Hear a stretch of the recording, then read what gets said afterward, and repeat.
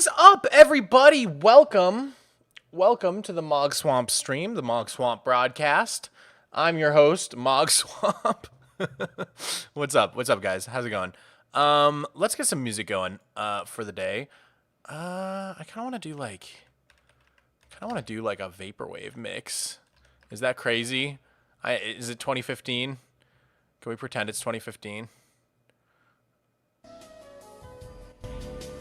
This is the vibe for sure. Okay.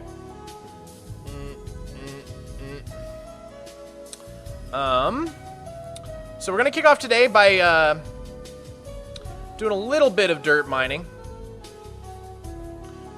There we go. But the main reason for today's stream is I want to talk a little bit about how I make my Minecraft animations with my editor. So in a few minutes after we like sort of ease into the stream, I'm going to show you guys some behind the scenes in Blender on exactly how we make our crazy animations for our videos. So that should be really fun. Looking forward to it.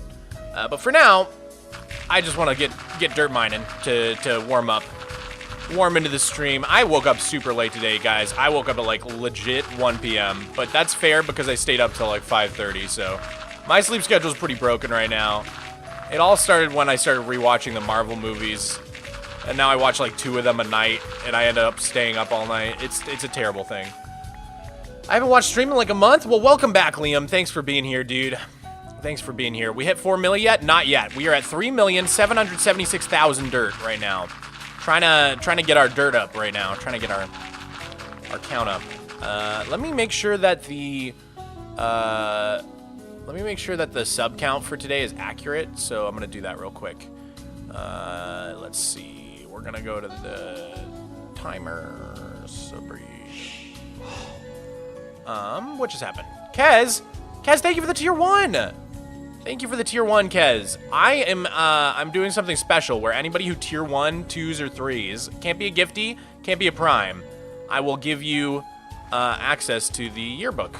So, or not access, but I'll put you in the yearbook for the day. So we need to make a new entry in the yearbook. So it's now the 4th, and Kez is going to be the first one of the day. Kez with a bunch of underscores.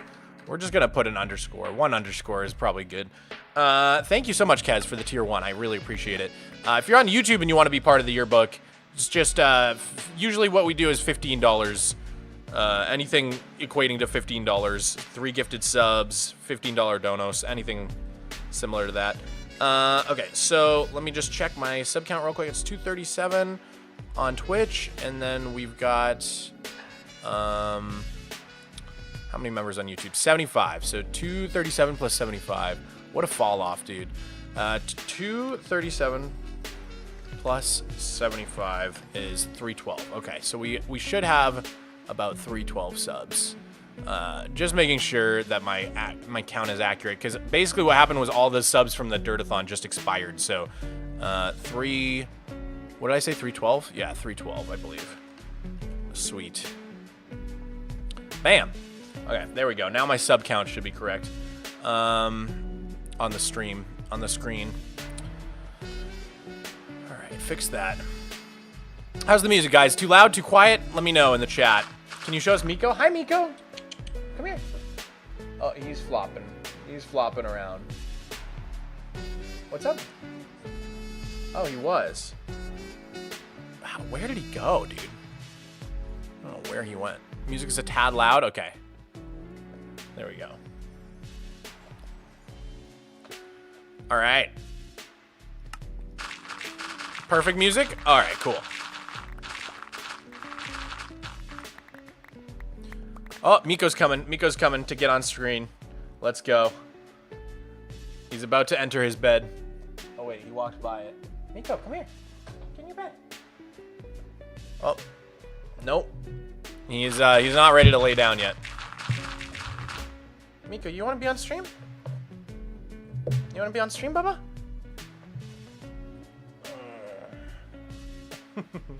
Hi. Hi, buddy.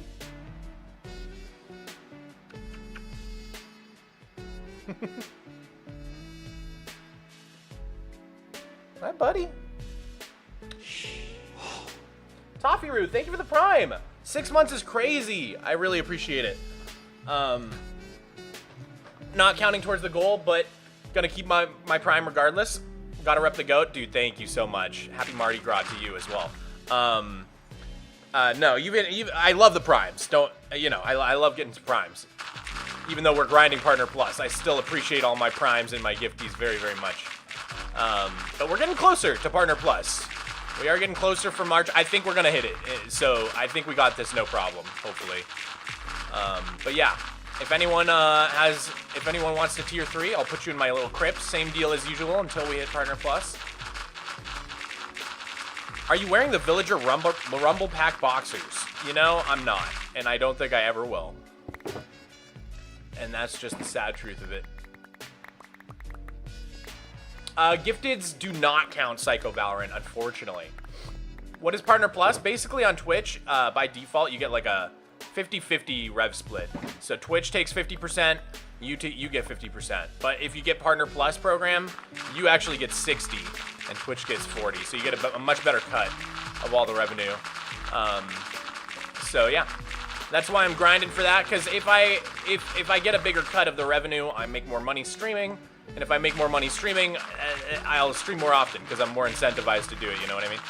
And I'm trying to be a better streamer for you guys because I've been so mad and inconsistent the past couple years with streaming.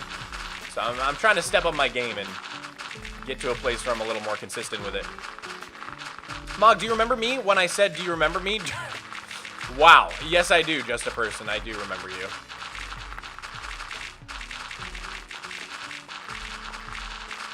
Do you remember me when I said, do you remember me? What a question. Okay.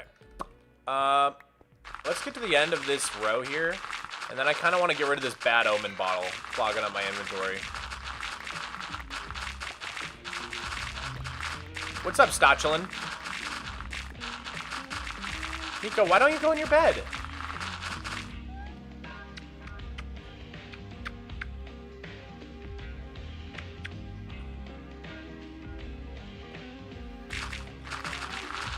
Can I see the tower? Yeah, we can go over the tower. We can check out the tower.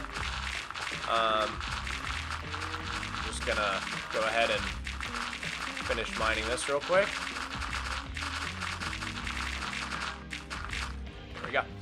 All right. Let's load all that into one of these shulkers. Perfect. Do you still do super flat world tours? I do. I do. I'm going to do a world tour really soon.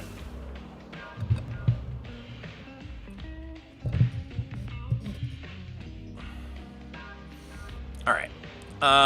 Let's see. Let's go ahead and put away our Bad Omen bottle. Miko, go in your bed. The bed's just empty on the stream. It's so sad. It's so sad. Everybody misses you, Miko. You should go in your bed, buddy. Have you ever played any new games to you recently? Honestly, I've just been playing this and Marvel Rivals. Minecraft and Marvel Rivals lately. But I need to do a Subnautica stream soon. I'm thinking maybe on Sunday. It's been like weeks and I still haven't done it. Mog, I'm going to the Minecraft experience in London. Dude, Benji, I hope you have a great time. Sounds awesome. Okay, let's go down here.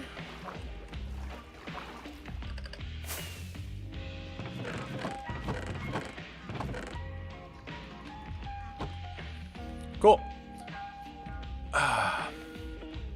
It's my birthday? Since 2 minutes ago? Oh my gosh, can we get some happy birthdays for Eamon?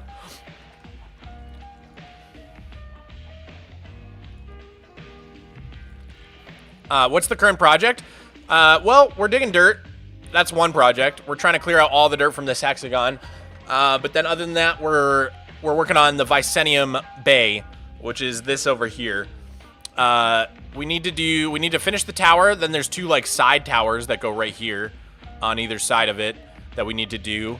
Then we have to do all the terraforming and a little bit of decorating. But other than that, the project's looking pretty good. So we're getting there. We're getting there on the Vicenium Tower. Slowly but surely.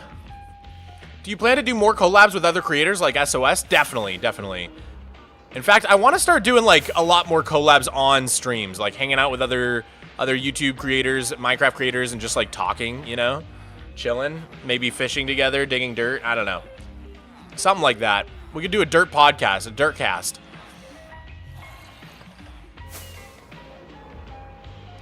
All right, where are we going? So I've split up these two chunks into a bunch of 5 wide rows, as you can see. So we can go ahead and clear these out. That should go pretty fast. Have you ever played Subnautica before? I played it like once when it first came out. Like, I'm talking like 2014, 2013, and then never again. So, and I didn't get very far either. I think it was like in beta at the time. It wasn't like a hugely fleshed out game at the time, I don't think. The SOS movie has like 20 watches from me. Aw, thank you. Guys, if you haven't seen the SOS movie on my channel, go check it out. I worked really hard on it. It's almost 4 hours long. It's like a cinematic. It's my magnum opus. Unfortunately, it's like my least popular video, which is so sad because I worked so hard on it. But I think part of what happened was I had to re-upload due to some copyright issues, and re-uploading really hurts a video's performance. So unfortunately, most of the views on that video are coming from either people going directly to my channel or people seeing it from my shorts. It's like zero people are getting it on their homepage, unfortunately, which is really depressing. So, you know, if you want to help me out, go share that with your family, friends, whoever you think would enjoy it, and I would really appreciate it.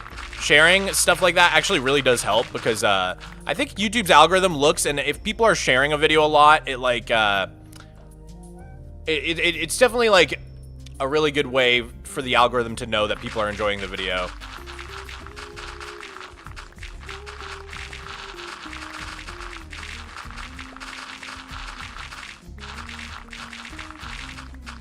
Yo, what's going on, dude? What's up, Krat Toast? Sharing is caring? It is caring, dude. Thank you, Zazzy. What day are you on? See, God, there's no way to know, unfortunately. My world is so old and so weird and cursed that there's no like official day count. I mean, like right now it says I'm on day 7002, but I've played way more than that. I think that reset back in like 2023. So yeah, that's only like how much I've played since like summer 2023. My day count's like super inaccurate for a number of reasons. The SOS movie was amazing. Aw, thank you, Testier Gibbon. I appreciate that very much. YouTubers like you inspire me to make content myself, but I do struggle with motivation and drive space. Drive space is a huge struggle for me as well. Like an enormous struggle. I recommend maybe checking out some cloud services. It's actually pretty cheap to pay for like cloud storage.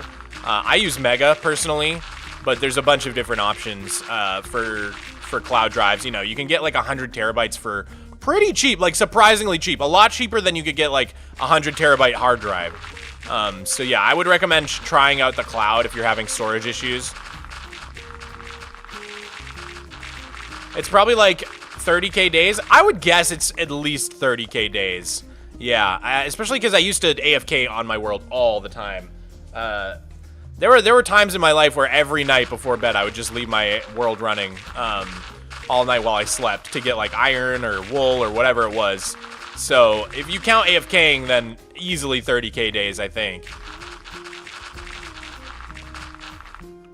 Hey, try not to spam the chat, Caspace, okay? I'm gonna put you in a 30-minute timeout.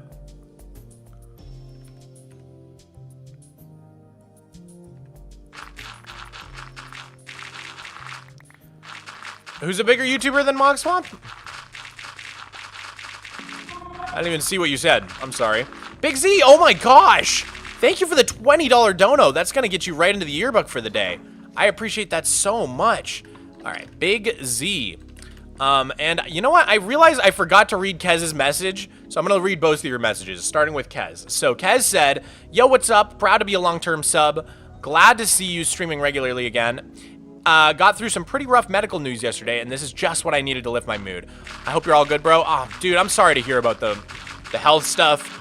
I wouldn't wish health problems on my worst enemy, man. It's just like, it's one of those things that's Like, it's universal, but it sucks, man. So I'm sorry to hear that, but hopefully, like you said, hopefully the stream's cheering you up a little bit. And then Big Z said, "Hey Mog, I love your videos and watch them every day. I really enjoy the builds. I take inspiration from them, like the greenhouse. Please keep on making videos. I don't know what I would do without them." That's so sweet, dude. I'm gonna thumbs that up. That was your first ever super chat as well, which I really appreciate.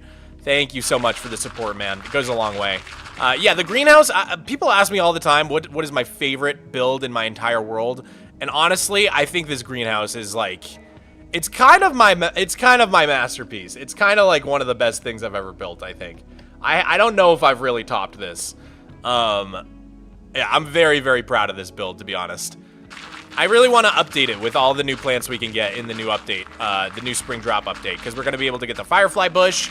I also haven't even updated the pale garden update yet, so we need the open eye blossoms, the pale moss, the pale hanging vines, all that stuff. And then, yeah, the firefly bush, the dry grass, and the wildflowers are all going to be coming to super flat as well. I'm hoping that bushes will also be coming to super flat, but I'm not sure yet. It doesn't look like they will, but it's up in the air. It's a toss-up at the moment. I need to do some experimenting with the snapshot probably to figure it out for sure. But we'll see. We'll see if it happens or not. The greenhouse video was what inspired me to commit to long-term work myself. Dude, Kaz, thank you. That's very kind of you. I also remember watching your video on the greenhouse. That was one of my favorite videos I've ever made, to be honest. I'm very, very proud of that build. Bro built the Vanderbilt mansion. Someone on my server actually did built more. Fidget Bay, I think, was the one who did it. Very impressive. Did you end up finding that auto wheat farm you were looking for in January? I did, as a matter of fact, Lilac Lily.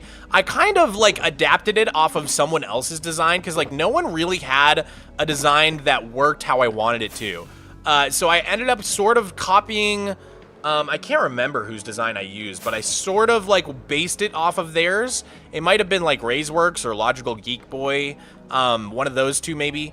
And then I kind of, like, adapted it myself. So here's what we got. We got 1, 2, 3, 4 villagers per layer, and then 1, 2, 3, 4 layers. So that's, you know, 4 times 4, 16 villagers in total. All of them are constantly farming the wheat as soon as it grows. They throw the wheat on the, or their inventories are filled up, so the wheat just goes onto the ground. And then below each layer is a minecart with a hopper, basically just sweeping back and forth, picking up all the wheat, and it all filters down into here. And yeah, all the bone meal from the seeds, actually, so I have a item filter here. Seeds get filtered into here, right into this composter, which spits out bone meal, and then this crafter automatically turns the bone meal into bone blocks for storage reasons. So yeah, we've got a bunch of wheat stacked up in here. In fact, I should probably take some of these empty shulkers right now and just fill these up with wheat real quick, just because the storage is getting pretty full at the moment. So let's do that. Just grab some wheat, fill this up. Grab some out of here.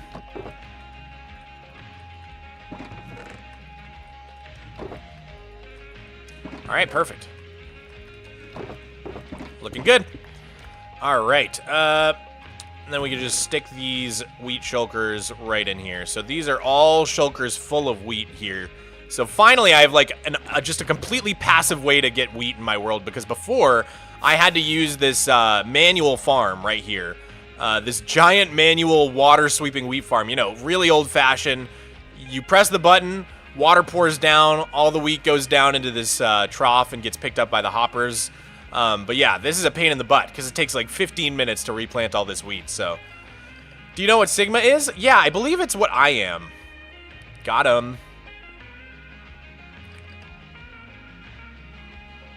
If you could give one piece of advice to a Minecraft streamer, what would it be?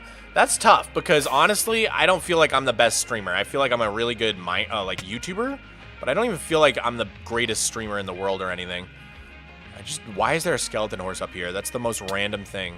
We should name that guy. So I don't know. Advice for streaming. I honestly, with streaming, it's kind of like a practice makes perfect kind of thing. At least it was for me. Like, I just kind of had to keep streaming over and over again until I became confident enough. Yeah, I don't know. I'd have to think about what my advice for streamers is, because, like I said, I don't feel like I'm the greatest streamer in the world. I'm much more confident about giving advice for YouTube, because I'm pretty cracked at YouTube. No big deal. Can you call your dad in brain rot terms again? No, never again. That was a one-time thing. It'll never happen again. I would die of embarrassment if it happened again. Is your cat a boy or girl? He's a boy. His name is Miko. Hi. Hi, Miko. Oh, he's so cute. Look at him. He's so snuggly and cute. I love my boy. You're out of the will. Yeah, that was wild. That was a wild moment for real. All right. Let's see.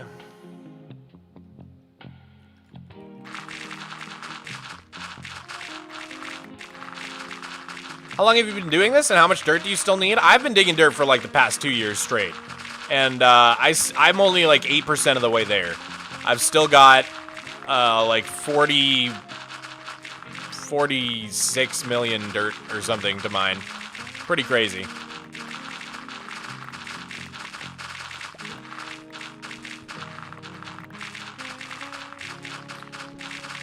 Your editing is amazing. Watch the SOS video after your post and it got me hooked on your videos. Oh, thank you, dude.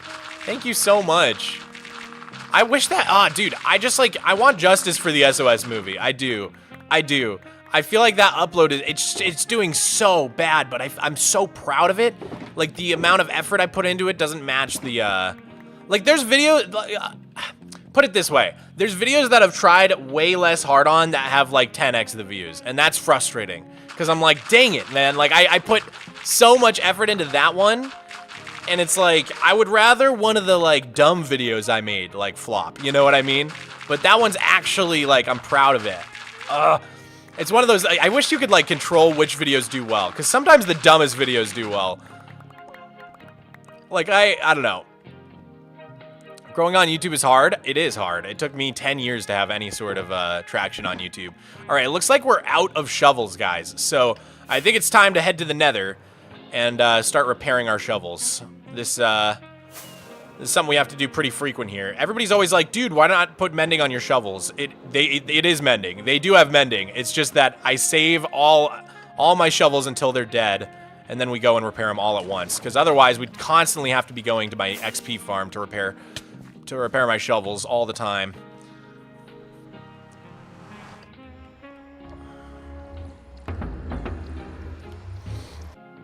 Alright, let's see. We're gonna time out the dirt helicopter, people. I'm so sorry. Psycho Valorant, dude, thank you for the gifty, man. I really appreciate it. Congratulations, Row Bowling, on the gifted. Heck yeah. You'll no longer see ads on the Twitch stream, but even cooler than that is now you have access to my private Patreon-only server. I guess it's not technically Patreon-only because it's also... what is that ticking? What is that? Oh, okay. Yeah, that makes sense. Let me turn the volume off because this is a very noisy farm. And then, let's see. Go whack one of these guys. Get a whack job. Ah. There we go.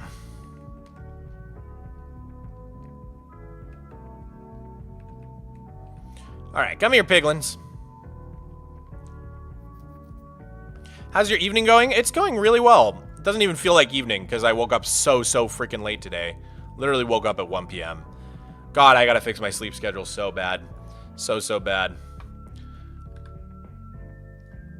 More dirt helicopter people to time out. No worries, no worries. What's a bomb? Why are you guys saying I have a bomb? I know the pain. I've been getting the West Highway on Flatnet to 250k blocks long, and I think I've explained it to about 40 or 60k, expanded it to 40 or 60k blocks so far. And I keep breaking shovels from pathing. Ooh, God, yeah. Pathing, like, breaks shovels so fast. It feels like it does at least. I don't know if it does like more durability or what, but it feels like it just, I don't know. It feels like it just chews through your shovels. Okay, so I need you guys' help. Every time I'm done repairing a shovel, you guys gotta like let me know. You guys gotta spam like banana in the chat or something because I always forget to check. I get distracted by reading chat. Snipe, snipe, Severus Snipe. Dumbledore. Ron, Ron, Ron Weasley. Oh, what you want to do? So many dirt helicopter people today. What is that about? Thank you, Dom. Dom got it before I could.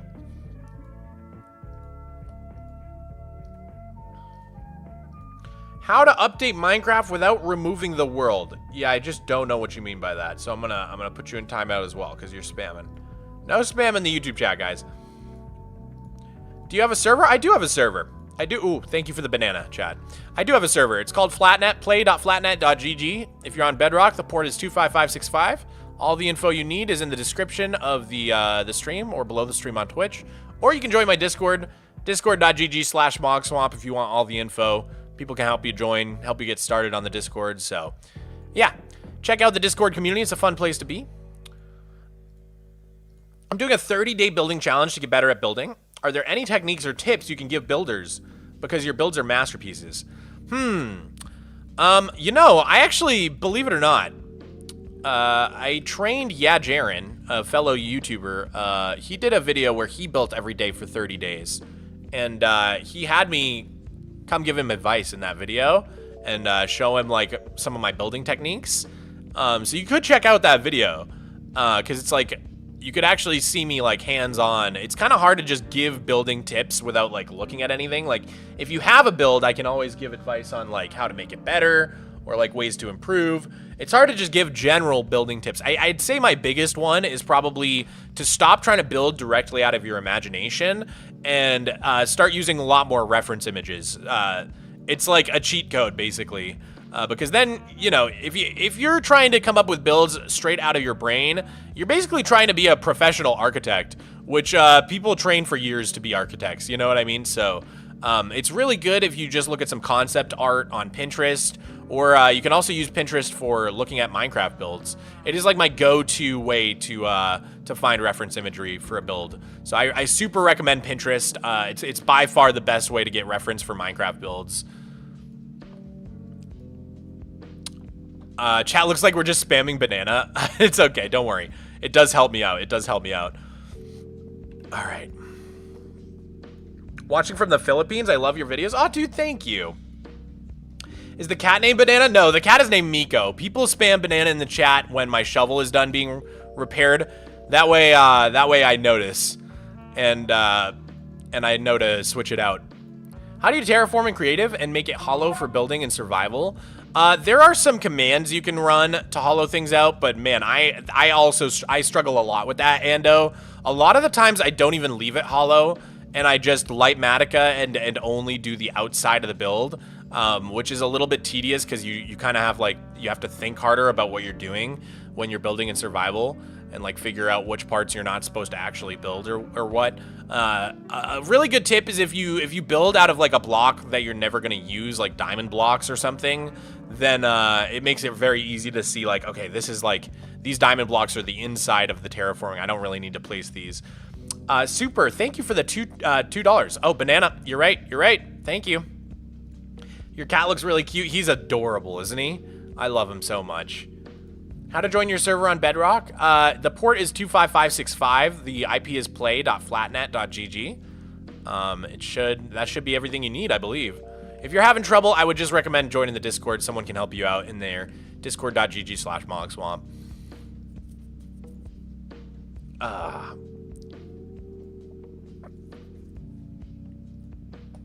Bro, fix your community? I don't know how.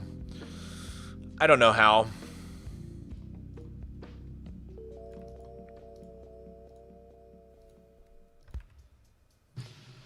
Wow, what is up with the dirt helicopter, people? It's really wild. Was that a preemptive banana? You said it right before it happened. That was crazy. Ryan Reynolds, like, on it.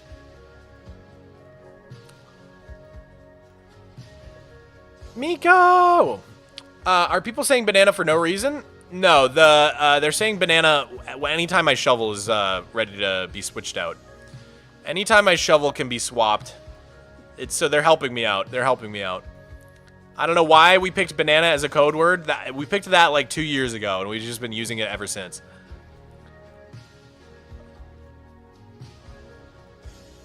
There's a spider? Someone said there's a spider near my neon sign, but I don't see it.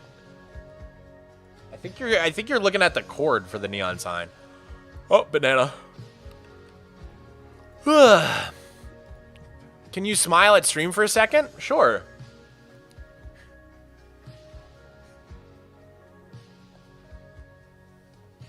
Was that good enough? I don't know. Was that what you were looking for? Chat, smile back. Yeah, everybody smile back at me. Slay baddie. Oh my god, thank you.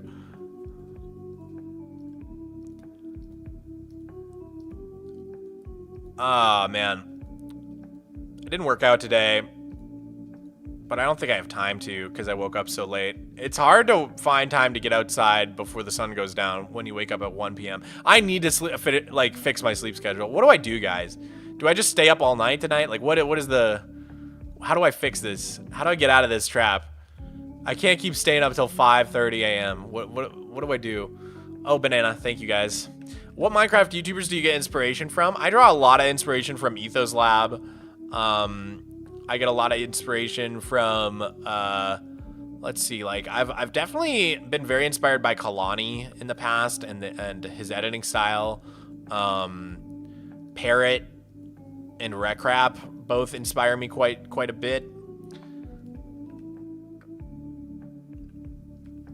Thank you, Rebella, for the for moderating. I appreciate it. How you doing? Yo, speaking of Rebella just put out a banger video. Rebella's back on the YouTube grind. We should react to it, honestly, because I actually thought it was a really cool video. It's like, it's mods that like are very vanilla. So like mods that are like, I guess it was like resource packs more so than mods that are like super vanilla. Like vanilla plus, I think is what a lot of people call it, where it's like almost vanilla, but just slightly different, which is like my kind of resource pack. Because I just never got behind like texture packs that are super different from the vanilla game, because I'm just kind of a vanilla guy when it comes to Minecraft. For real, Rebella makes fire vids. For real. Bubby Fox says, you can either wake up at the desired time that you want to fix your sleep schedule, or you can...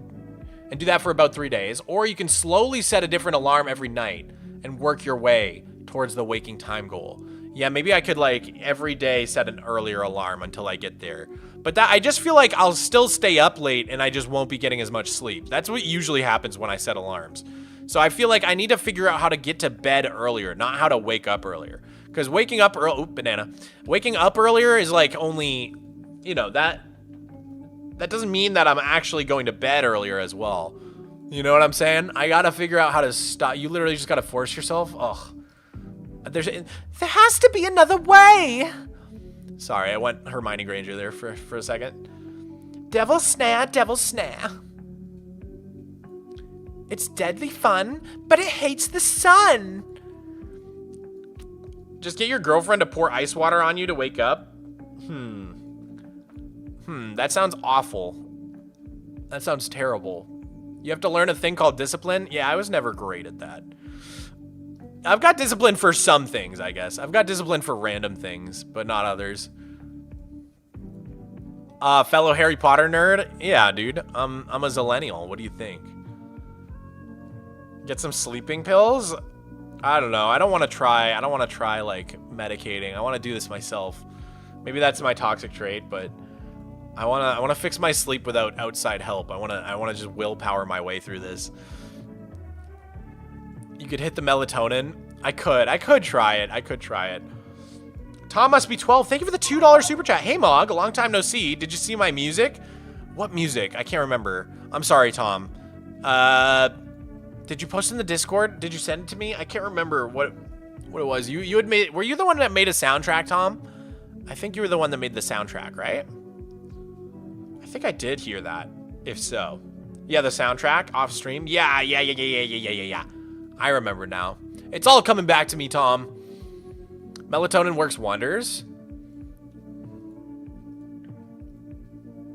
It's like natural, right? Mog, you're starving. You're so right. You're so true. Do you have a tutorial on your channel for this gold farm? This is a gold farm designed by a YouTuber called Redstone CPU. No space, Redstone CPU. She makes some really fire designs. I don't think there's a tutorial for this one, but there is an episode of her Let's Play where she builds this gold farm. And basically, she just sent me the world download. Oh, banana. Or find another unspecified way to get sleepy when you move back to Mass. Yeah, that's more my speed. Now you're talking, Toffee. Now you're talking.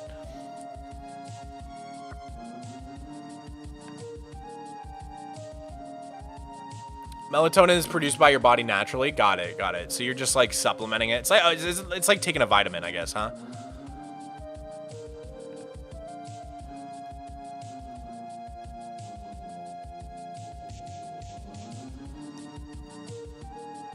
Is your email public so I can send you photos from my 30-day building challenge?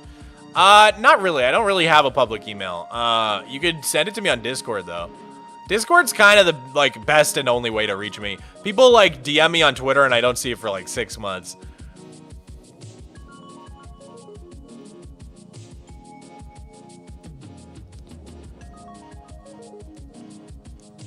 Been watching for 4 years. Only regret is that there isn't more videos. Love the content. Dude, Khaled, that's my only regret too.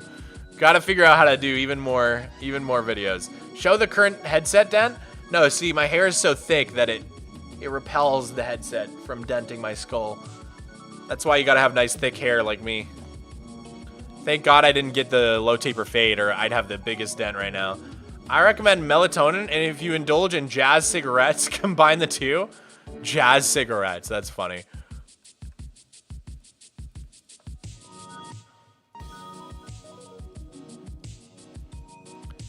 Harry Potter audiobook, best way to sleep. Harry Potter. Harry Potter. Mogswamp, let down your hair. What am I, Rapunzel over here? Looking like Tangled. So someone did say when I cut my hair that I looked like the Flynn Lockhart guy, and I was like low-key offended. I know he's supposed to be a handsome prince or whatever, but like I don't know why, it just offended me.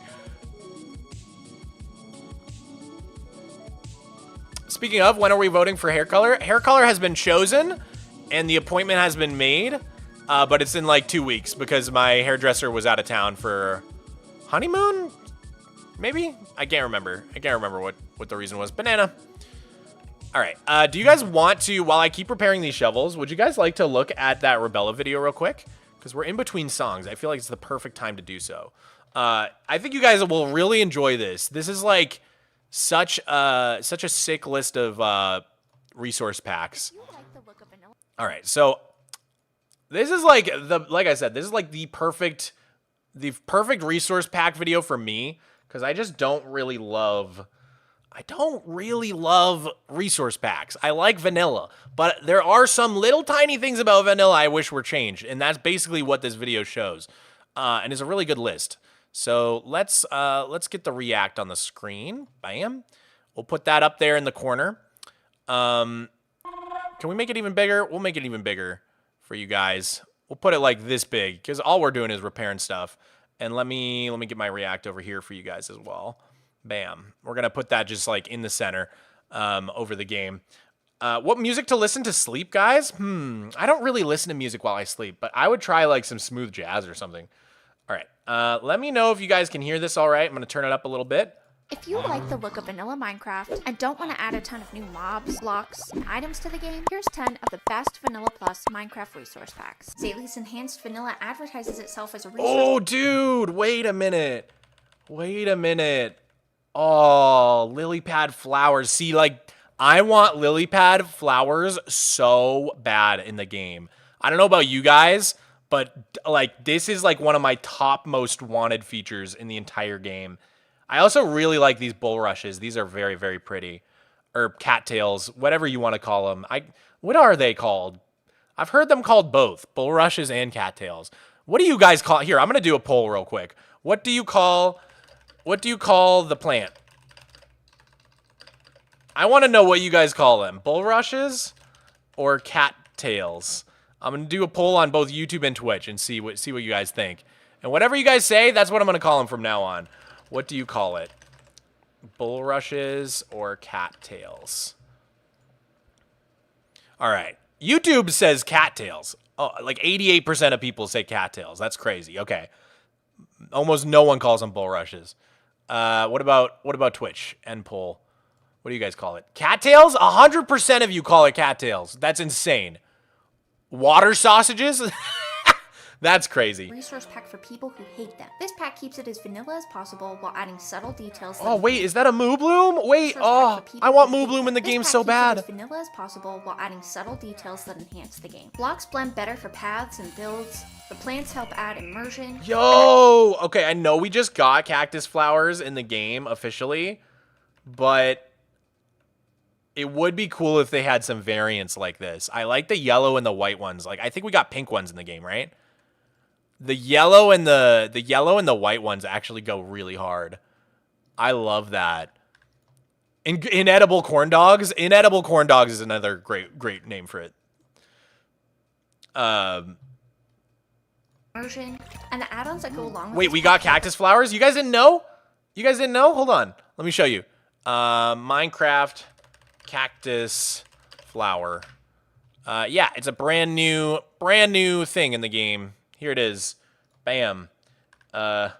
Looks like this on the block. Very nice. Very nice addition to the game, in my opinion. I was super happy when they added those. Literally going surgery after 20 hours. Wish me luck. Oh my god, Toastite. Good luck. I hope you recover swiftly. I hope it's non-stressful for you. That's a little scary. I've never really had surgery, so good luck, and I hope you'll like I said, I hope you'll recover super fast. Bring Minecraft to life. Next up is Vanilla Evolved, a homey and cozy feeling pack that features adorable plants and custom models that enhance the look of Minecraft. See, this is so nice. Like, I like it because it's like, it's almost vanilla. Like, it's barely different, but it's like just a little bit more textured and cozy. The flora is definitely the star of this pack, with an optional add-on for 3D flowers that truly make the game feel magical. Just look at this beautiful garden. Normally textures are 16 by 16, but Faithful has Whoa! Okay, I love this one. For whatever reason, the like 8 by 8 textures just makes it feel like an even more retro game. Like if Minecraft came out in like the 90s or something. It's got such a cool look to it. Adorable vanilla pack. Downscaling all the textures really makes you feel like a little mouse when you're building. Yeah, it does look so tiny. It makes everything look tiny. It reminds me of Rats SMP in a weird way. And cozy. Ice cream, not to be confused with the delicious treat, is similar to Zaylee's and Mellowed, which you'll see later on in this video. This pack brings a soft, toned down vibe to Minecraft. That's very like subtle. By adding subtle changes. If you're in the mood for a chill night, like I almost like wouldn't even be able to tell that there's a pack on this, right? Like it's very subtle, but it is kind of nice. I do like this crafting table. That's a really nice crafting table. The crafting tables in game are very ugly, I will say. One of the ugliest blocks. For a chill night of mining, this pack is for you. Exploring is definitely encouraged when using Nature X. While enhancing the biomes seen around your world. Wait, little butterflies! Seen around. Oh, wow. I want butterflies in the game. Dude, press 1 if you guys want little butterfly particles in the game. What video is this? This is Rebella Rose. Rebella on YouTube. She's got 4K subs. This video has 3,400 views. So super underrated. I'm going to leave a like. I'm already subscribed. I'll spam the link when we're done watching the video so you guys can go comment and give some support. And yeah, dude, everybody loves the butterflies. Heck yeah. Dude, I would love little butterfly particles like this just around all the flowers, or maybe only in the flower meadows would be cool. I don't know. Either way. Seen around your world, this pack also helps bring plants, trees, and nature to life. My favorite part is building with the coral and creating immersive interiors. Whoa, wait. What was that plant? I love that like indoor fern ficus kind of thing. That is sick. I love that. Interiors and farms. This pack is aptly named, as it really feels like vanilla reimagined. The animated blocks, Wait, oh, I liked that sheep texture. Named, as it really feels like vanilla reimagined. Oh, and I do like, wait, do you guys like the pigs with the ears? I like the sheep. He's cute. And look at the pig with the ears, the little floppy ears. Oh my gosh. Officer Appo with the 5 gifties on Twitch. Thank you so much, homie. Real quick, let me take a break from the video just to add you into the yearbook for today, Officer Appo. That is incredibly generous. I think you hit us up last stream too, didn't you? There you go. You were in here twice last stream. So I can just, you make it nice and easy for me, man. I can just copy paste you right into here. Don't even have to type it again. Thank you so much, man. That support is amazing. Congratulations to 1CR Panda, Casey Price 99, Dead GST, Ammo, Fate, and OK It's Ari on getting those gifties. Heck yeah. All right, back to the Rebella video real quick. I just want to get through that. It's a super short video. There's like 2 more minutes. Reimagined. The animated blocks, custom GUI textures, and custom mobs. Ooh, wait, the like. Reimagined. The animated blocks, custom GUI textures. This, I kind of like the like perspective on the crafting table. That's pretty cool. Do you guys like that, or is it like too much? What do you guys think? It's like, I guess it doesn't look super Minecrafty, but it is really cool. It is really, really cool. Wait, I love that. Dude, actually so sick. Actually super sick. And custom mobs really add a lot while not feeling overdone or cluttered. It really keeps the vanilla vibes. It comes with a few add-ons, including this bee pack. I mean, come on. Look at him. He's so cute. Wait, the bees are like actually tiny. They're like appropriately sized. That's actually kind of a cool change. I do love Minecraft bees, but they are huge. They're like the size of your head. Can you imagine seeing a bee the size of your head in real life? A pack so vanilla, it's hard to tell what's changed.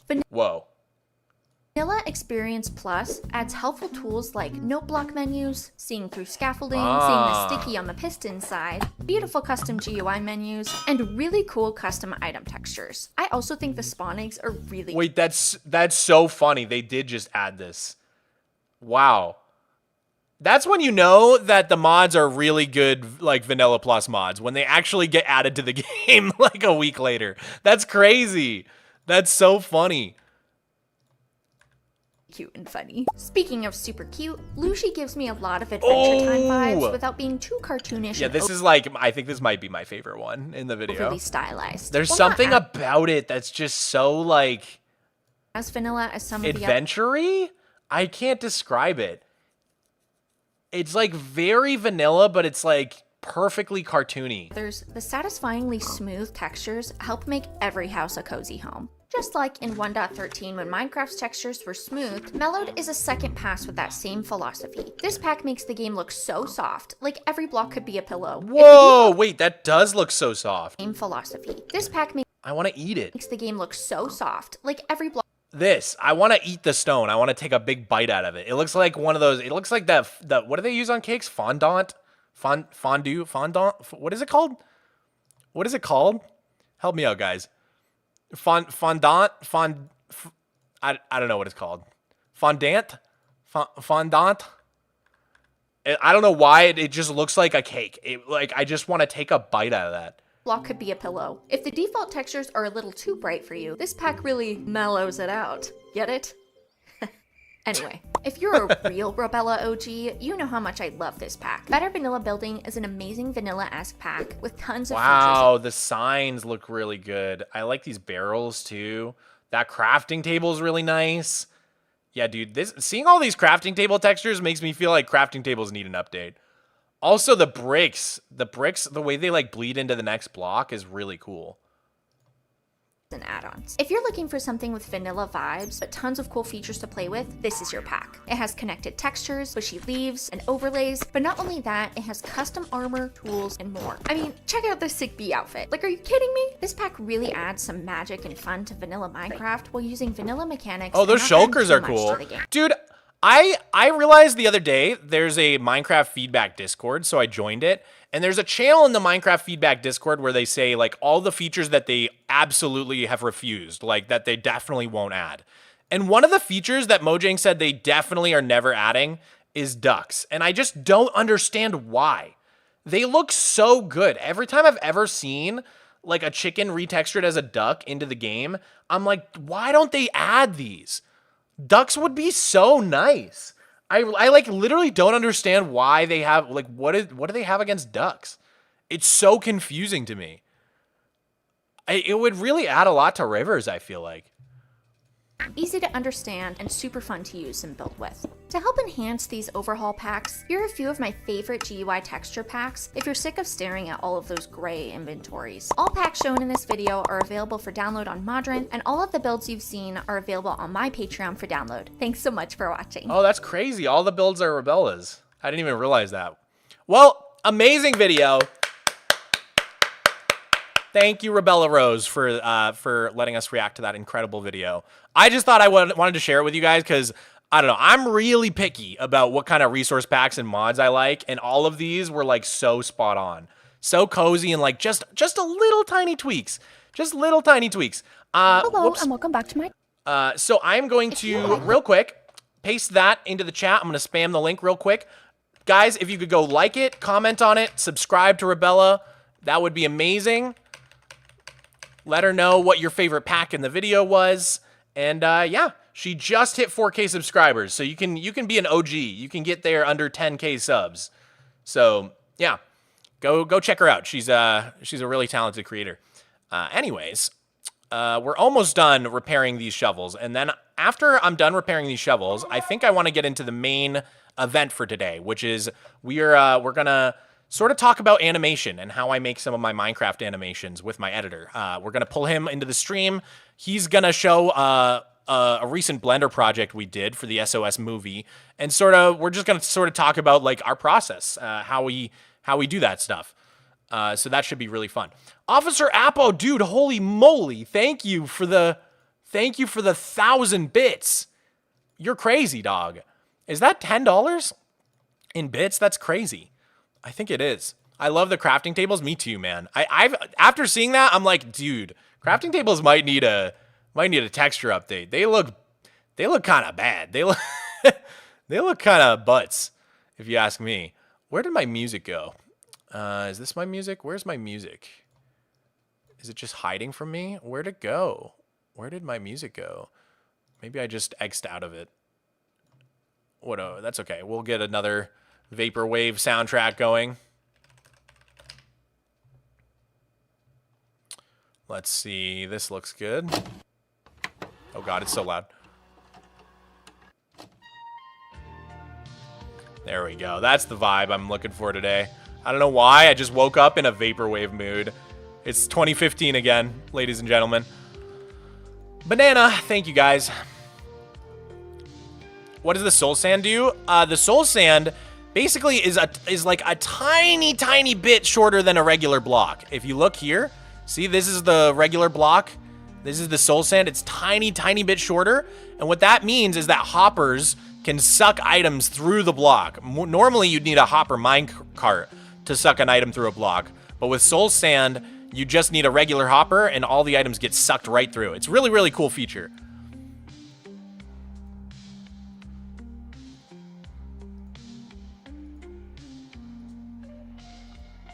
God, I hope not. Wait, you hope not what? What do you hope not? That it's 2015 again? Is that what you were responding to? Ambient Sounds Resource Pack is one I'd recommend. The little sounds of biomes that get added make everything so much more immersive. That sounds really good, Lilac Lily. Every time Minecraft has added more sounds to the game, it just like, it ups the immersion so much. It's probably one of the things I'm looking forward to in the new update, in the spring drop update the most, is just the sound updates. Because I don't know if you guys have heard it, but they added like sand blowing around in the desert. They added like a little cricket sound to the firefly bushes. It's really cool.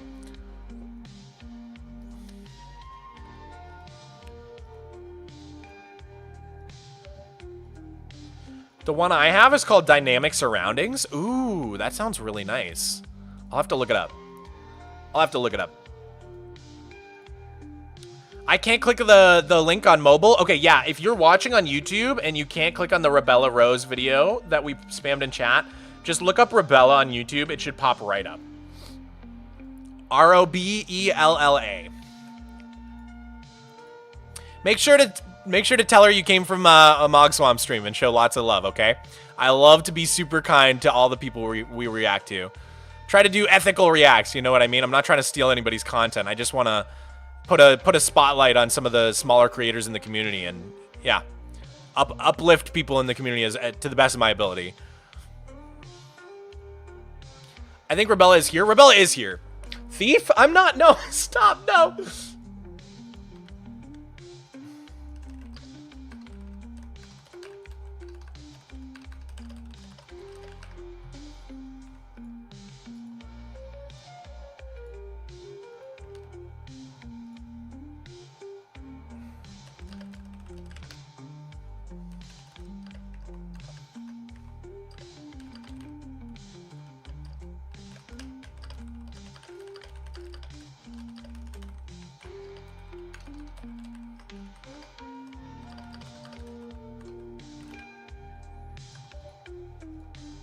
Oh, banana. Last shovel, last one. And then, like I said, we're going to fly back into the overworld and switch things up a little bit. We're going to get into a little bit of a behind the scenes. I think you guys are really, really going to enjoy it. Where are all my pigs at? Come on, spawn in, lazy pigs. How long do you think the stream will go for? It's going to have to be a little bit of a shorter one today because I have plans around 7.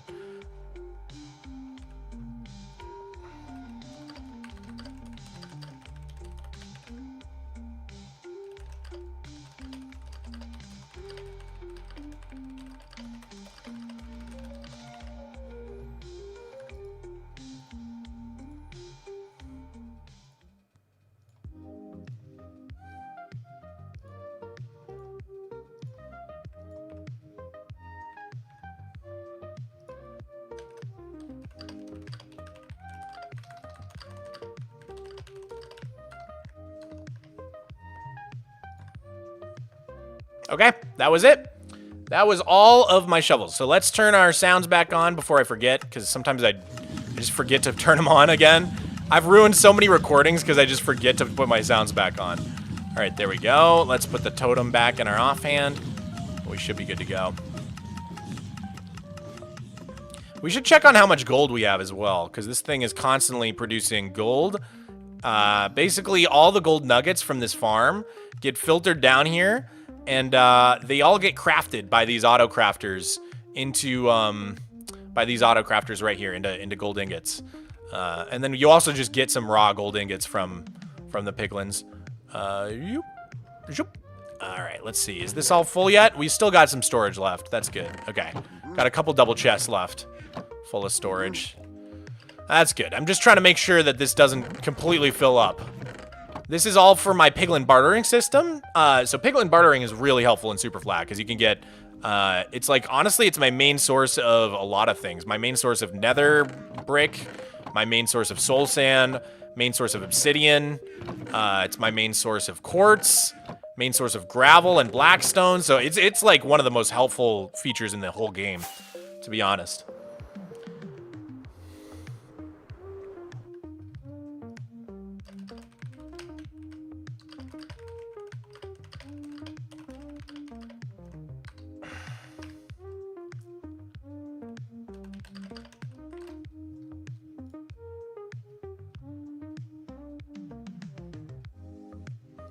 Okay.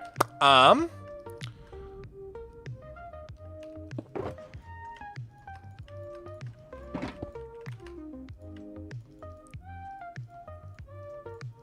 right. Let's go back to the overworld real quick. And then, yeah, I want to get into the main reason for this stream, which is a little behind-the-scenes look at our animating capabilities. Okay, so this is actually going to be a Mogswamp video. Real quick, I want to plug that. I am working on more Mogswamp main channel videos all the time. I've got like 3 in production right now, so don't worry.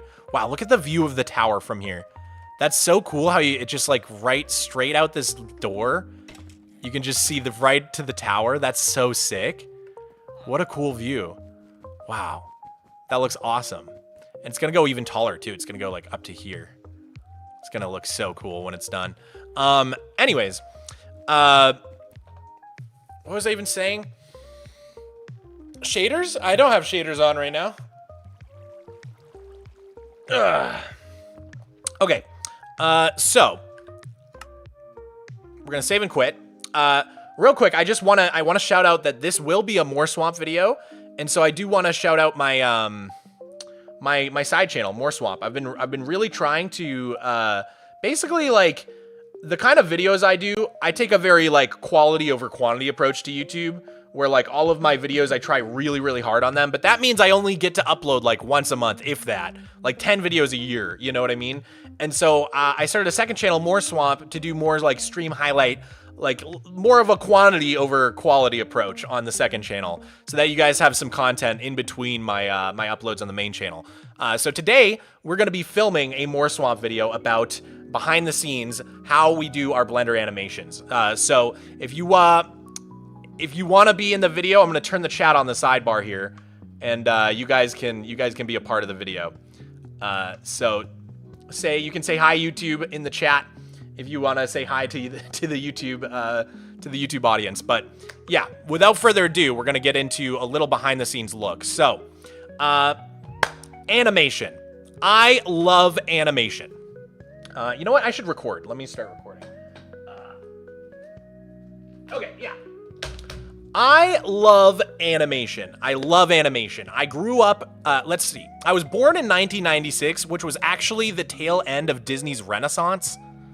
Let me actually show you guys. I even prepared a little bit of a thing here. So, if we look here,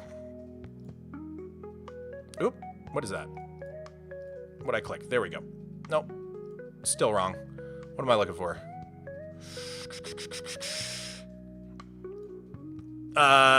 If we look here, there we go.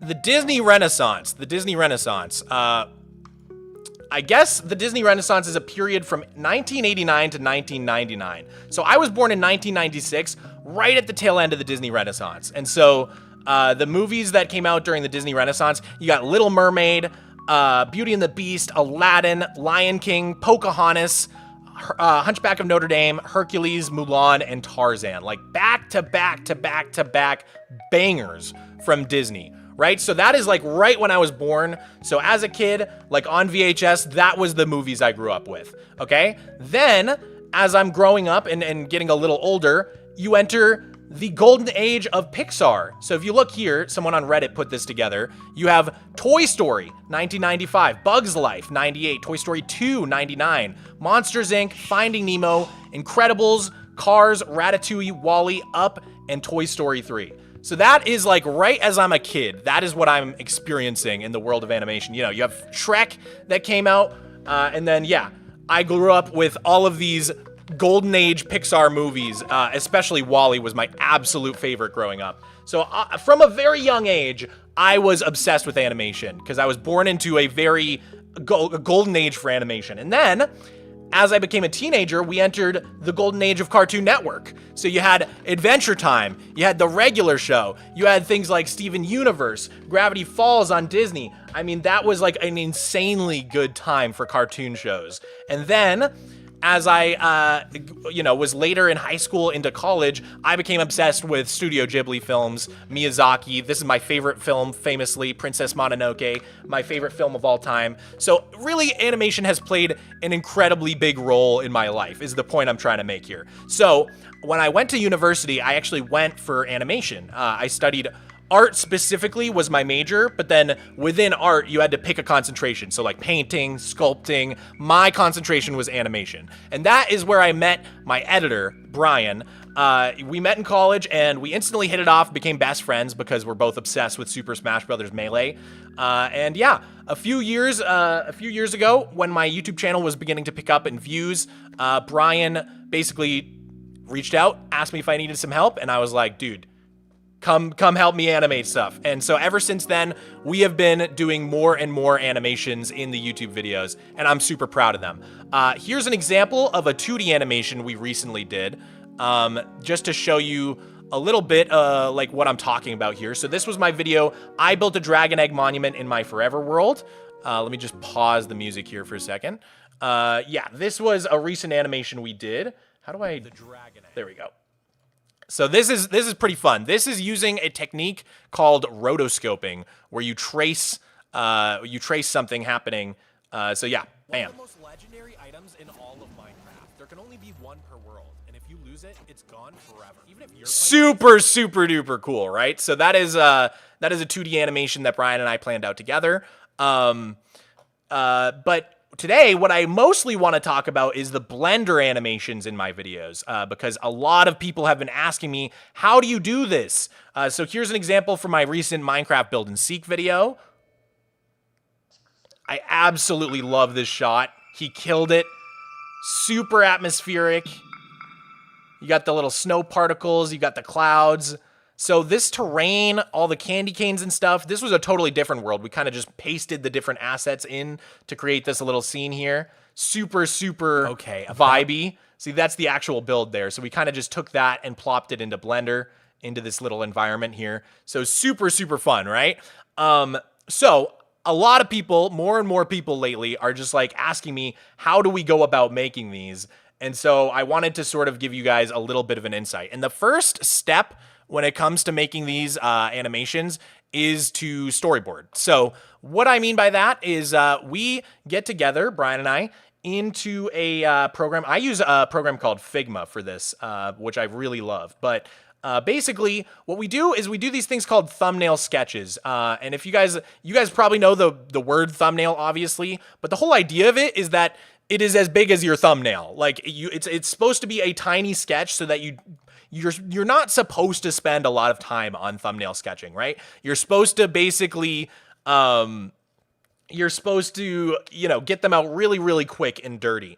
And so here is a example of a storyboard that we did for the recent SOS movie. So we knew that we wanted a shot of me entering a movie theater, going to sit down as there was a countdown from like 3, 2, 1, the old-timey sort of film countdown, and then we wanted my character to sort of get sucked up into the air as like a portal appeared on the movie theater screen, and then as my character gets pulled into the movie theater screen, there's a zoom in on the screen and it sort of transitions into the next shot, right? So that was our storyboard. That's the first step to making one of these animations.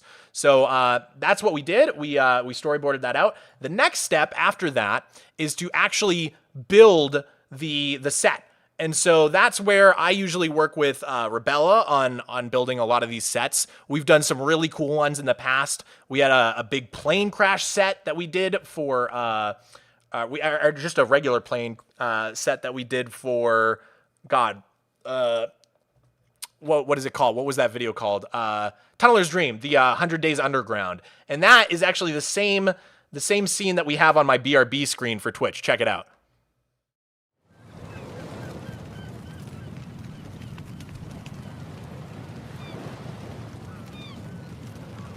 So that right there is actually a Blender animation. We went for like a pixelated style, but that actually started out as an actual Minecraft set. So here's a little footage of we're gonna in the Mogswamp video we're gonna cut to building the actual set with Rebella. But for the sake of the stream, let me just show you what we ended up doing. So we grabbed some reference images of a movie theater here, and then we got started. The first thing we did was build the actual screen, and so I knew that a typical 1920 by 1080 video is 6. What is the? It's 6 by 19. What? Right? No. What am I saying? Yeah, 16 by 9. I just had like a stroke. It is a 16 by 9 aspect ratio. I don't know why I just... Yes, so a typical HD video is 16 by 9. Can't even talk.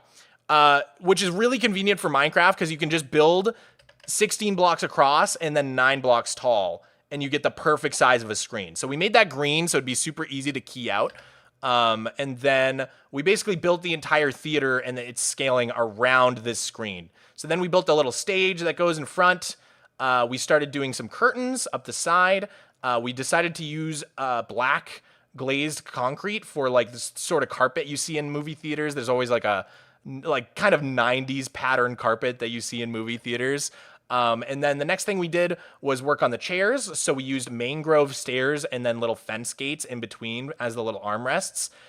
Then we built the exit signs. Rebella has an actual head, like a player head database. And so we were able to get these little exit sign player heads, which look super, super cool.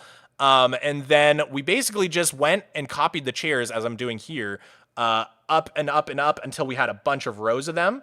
So then there's all of our rows of the chairs. The next thing to do after that was work on the walls. So we ended up just using some like dark oak trapdoors down the side.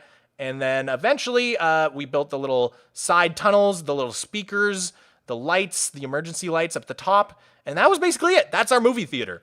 So the next step after that was to take this set and bring it into Blender and then start to animate it. So I'm going to actually call up my editor right now.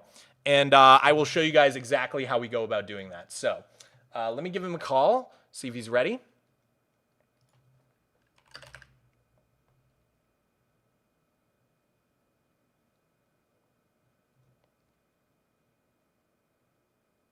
Hello. Yo, what's up? Yo, yo. All right, so I have just gone over the storyboarding process with chat. And then we looked at how Rebella and I built the actual set for the movie. So then the next step is bringing it into Blender. So do you want to screen share maybe? Yeah, I can do that. All right, sweet. Give me Let me go ahead and pop you out real quick. Oh, Discord looks different. What, a Discord update or something? Yeah.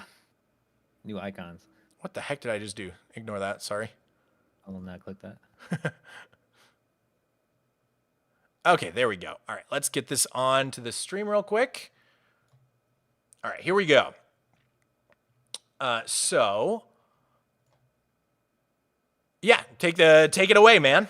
All you. Okay. So, usually I get the set from Mog after he's done building a Rebella. So this is the theater that I'm gonna be working with, and so I take this entire build, and then I would import it into Blender. So Blender has like there's this Minecraft add-on that lets you import builds into Blender. So then this is basically what it looks like. So is that built in or is that like a plugin basically? It's a plugin. You gotta download it somewhere. Gotcha. So essentially, once I get it, there's a few things I need to do. So there's some like cleanup. Let me open up a separate file. So this is what it technically looks like when I put it into Blender for the first time. A few things you're gonna notice. I'm not gonna try and get into the nitty gritty too much. I'm just gonna give you like a general idea of how I do this, but. One sec. Can you turn your mic up at all? I can go a little closer. Hello? Can you hear me? Oh, that's a little better. Chat, how does that sound, chat? Better? Hello? Yeah, I think that's good. You sound better now.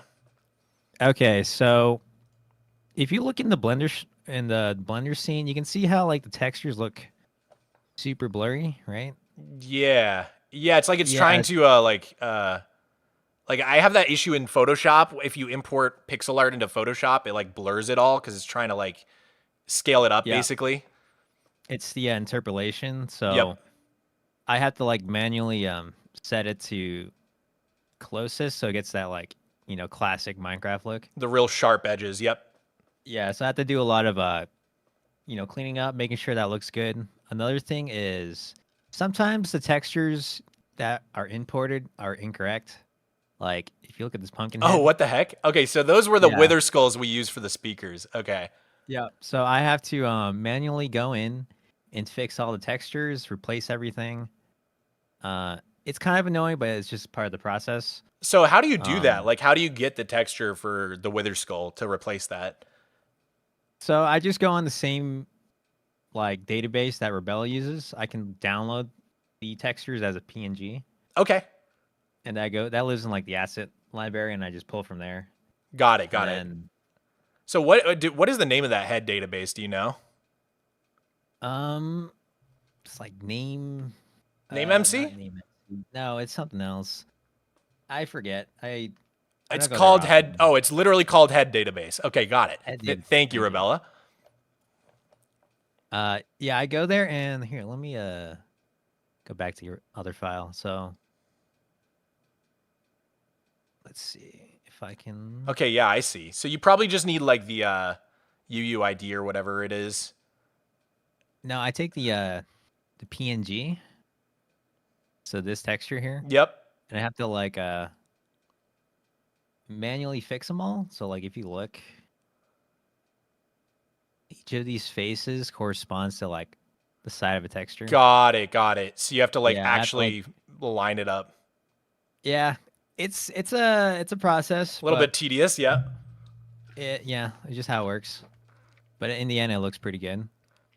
So I have to fix all those. Another thing is you're gonna notice how it's like, see how it's hard to like see through the walls? I have to essentially enable something called backface culling, which essentially makes it transparent. On the back. Got it.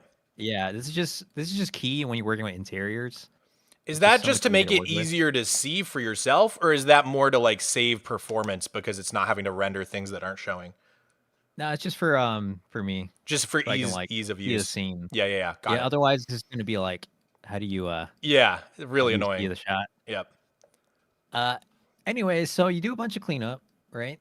And the next thing is putting in the characters, right? So this Blender software also allows me to import character models, like they have their own built-in rigs and whatnot. The only real thing you would need to do is retexture everybody. Got it. And when you say 'Cause built-in everyone- rigs, so like a rig is basically like the skeleton for the player model. Yeah. So like you can just basically grab like its hand and move its hand and like pose it like it's one of those like drawing wooden figurines almost.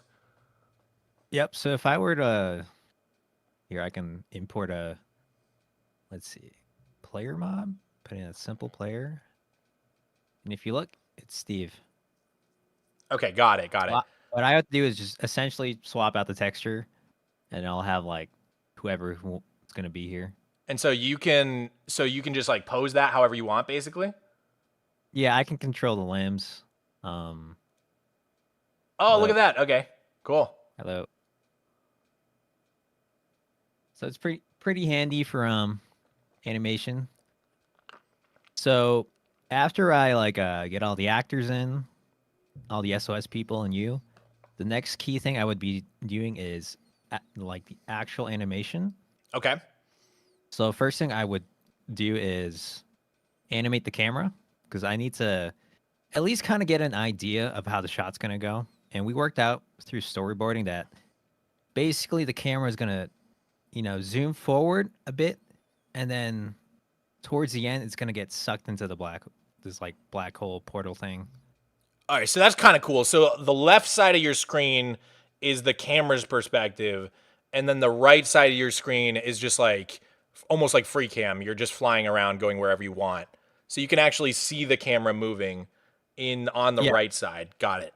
So the camera is This is that little cone thing there.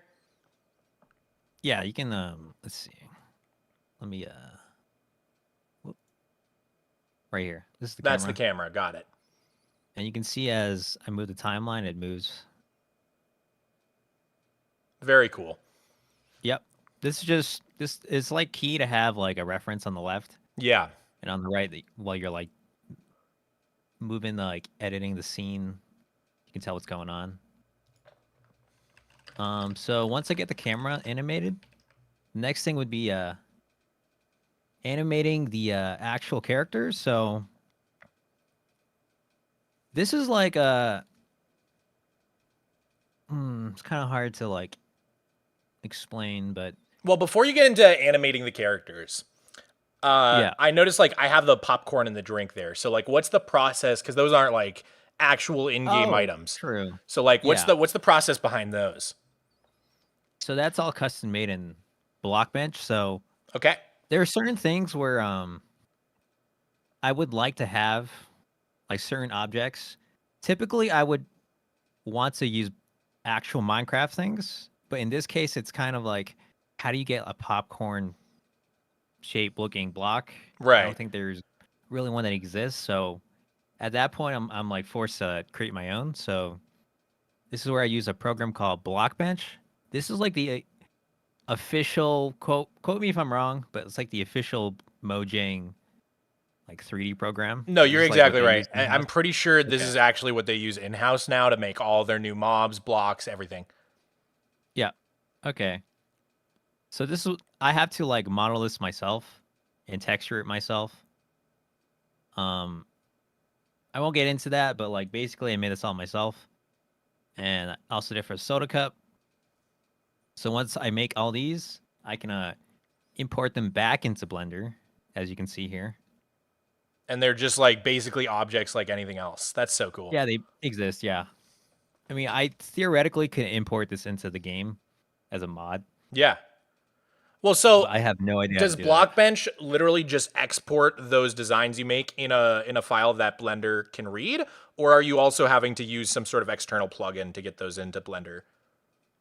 The Blender add-on has like an asset library. I can just drag the .json file Gotcha. into. So you It are just just reads it. using the plugin. Yeah. If you didn't have that plugin, is there a way to export from Blockbench in like an OBJ or a more standard 3D file Yeah, type? in OBJ, the only thing is you would have to manually texture everything again. Like you would Gotcha. have to like manually line things up. So by So adding this is it to why the you plugin, you no longer have to like redo the textures by hand. yeah, it just saves me some extra time. Makes sense. The key to animating is trying to make things a lot easier for yourself, you know. Absolutely. Yeah, so if there are shortcuts, you definitely want to take those shortcuts. So after that, modeling the popcorn, you're gonna notice that there are like actually you can see that they're like pieces of individual popcorns. Little cubes, yeah. These are actually just Blender cubes that I've turned into like a particle simulation. The reason I did that because I knew like later in the shot we would want the popcorn to kind of explode because he's flying in midair, right? And the only way to do that like reasonably is to just simulate it. Right. So those actually, instead of you having to animate literally every single individual popcorn kernel, they actually just have real physics applied to them and are just reacting to the other objects in the scene how they realistically would, right? Yeah, exactly. And so does that mean that every single time you run the simulation, it'll be slightly different, or is that sort of baked in? It's baked in. You want to Gotcha. bake it in, otherwise it's gonna kill your computer every time. Gotcha. So you basically Yeah. set up this physics animation, you run it once, and then you like bake it in so that now instead of running the same physics simulation every time, all of those little cubes are just keyframed, right? Yeah, exactly. Sweet. So I typically dislike using simulations because it's just like really difficult to control. But in like this case, it's like I do not want to manually animate like hundreds of pieces of popcorn. Yeah, that would be horrible. Yeah, it's terrible. Yeah. Like the you see the bucket and the cup fall, that's manually animated. I did not Gotcha. use a simulation for that. It's just so much easier for me. That's just eyeballed. Yeah, yeah. Yeah, I just kind of winged it, but it looks pretty good. Yeah, dude, it looks fire. Thank you. Let's see. Yeah, you can see the individual keyframes I did for that. Drops and then boom. Got it. Yeah. And then next would be probably the most interesting thing for like any animator, which is the actual animation. The characters. Yep. Yeah, so a lot of like when I animate characters, I kind of workshop it in my head, and then I manually act it out like myself. I would like walk on like some stairs and then like do a right turn here. I would just like mimic exactly what Mogswamp's doing here. So I can get an understanding of how to like time things, how to like when to move my legs. Like if I'm raising my arm, what's my like other arm doing? Like what's my torso doing? Yep. It's just so much easier to have a reference. Like you can like film yourself. I prefer to just act it out. That's just so much easier for me. Yeah, it's funny. Like people were asking me earlier in the stream, what's my number one like building tip for builders?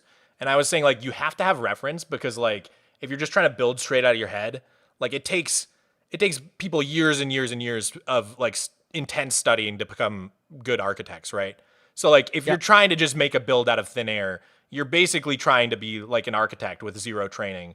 And I feel like it's so similar for animation. Like if you're just trying to just animate straight from your brain with zero sort of reference, it's almost impossible because like to mimic real life is just like you need something to look at to see how do things behave. And I feel like it's those little details that really sell animations. Yep. I mean, the thing with animation is, especially humans, people are so used to people like have an expectation of how they move because you see people every day. Yep. So when things look off, it's like they immediately tell. Yeah, right? Uncanny Valley, right? Yeah, so that's why you want to like act it out. At least for me, when I act it out, it feels natural to me. So I'm gonna go over to the animation page. There's like a whole different tab for this, and it's kind of it's gonna look a little scary.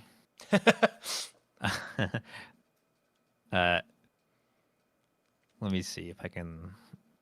Oh, that's not what I'm clicking. So Mogswamp here. Hi, Baramatic. Oh, you got Sweeney Todd opening night tomorrow. Good luck, Fancy Duck. That's gonna be awesome. I hope you guys kill it. So this is what Mogswamp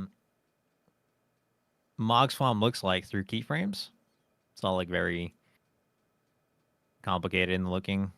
It's all like all these tabs are like they control a different part of the skeleton here. Got it. So each leg. Row on that timeline is one specific part of my body. Yeah. And this is like really hard to explain the timings. It's just literally I just went by feel. So I can't really like explain why I did animate on 2s or 3s, why I did it for like 5 frames. Well, this is just from like experience. So you're basically setting up poses, right? And then the animation software is doing all the in-betweening for you, right? So like you hit like you pose Mogswamp doing a certain pose, and then you go forward a little bit, have me in a different pose, and then more or less the Blender is just interpolating everything that happens in between that for you, and then you just make adjustments as needed, right? Yeah. Only for the really complicated ones, I would have to do like animate on 2s to get it like what I want. Like right. When I'm doing you know how in Minecraft when you like attack? Yeah. It's me. Yeah. So that I would manually do. Got it. That's like 10 frames or 11 frames of moving. It's so simple, but like it looks very specific. Yeah. Yeah. Because Minecraft has a really specific look, and I like. And so when you say on 2s, so that's so for people who aren't familiar with animation, like if you were animating every single frame of an animation by hand, that would be on 1s, right? That's like essentially you're doing one frame is one drawing. On 2s would be for every drawing you do, it lasts 2 frames, correct? So that would sort of be like 12 frames per second would be a common frame rate for twos.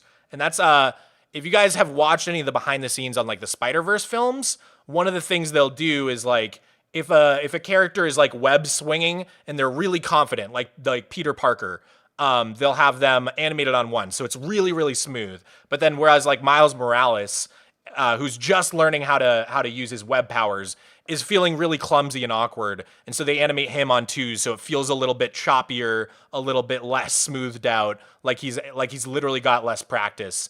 So you can actually you can animate with different frame rates to literally like change the feeling that you get when you're watching it back. Yeah, it's like it's so cool that you can just like control everything. Like I think everything has like a purpose when it comes to animation. 100%. Yep. Yep. I guess one thing I can go over is like, where did I even start? Right. So the first thing I did was the walk cycle. That's like the easiest thing. And with Blender, I can like turn. It's just basically like a loop here. Got I it. can, like, look, yeah. See, it's literally like 31 frames is the entire walk cycle, and it's just basically repeating over and over again. Got it.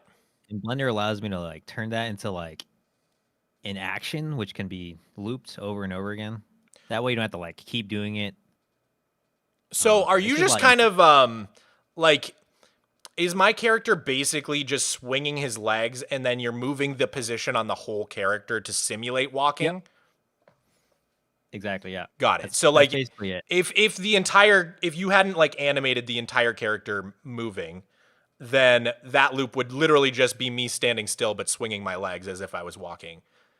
Yep. So you have to sort of match the speed of moving my character to how it looks as the character's swinging the legs, or else you'll sort of get like a Michael Jackson moonwalk situation where the footsteps aren't really matching the forward movement. And that's like actually a really common animation pitfall when doing walk cycles, is if you don't match the speed of the character moving to the walk cycle really precisely, you just get this weird thing where it kind of feels like the character's just floating above the ground in a way. Yeah. That's like a lot of fine tuning. So I like basically mapped out his like path, how fast he was going to fly up, and then when he gets pulled into the screen. And then after that, I would go back and kind of like modify like, okay, so now he's turning. I have to like rotate the body. I have to rotate the torso. I have to move the arms and whatnot. Yep. Get a better look. Your head's going to shake.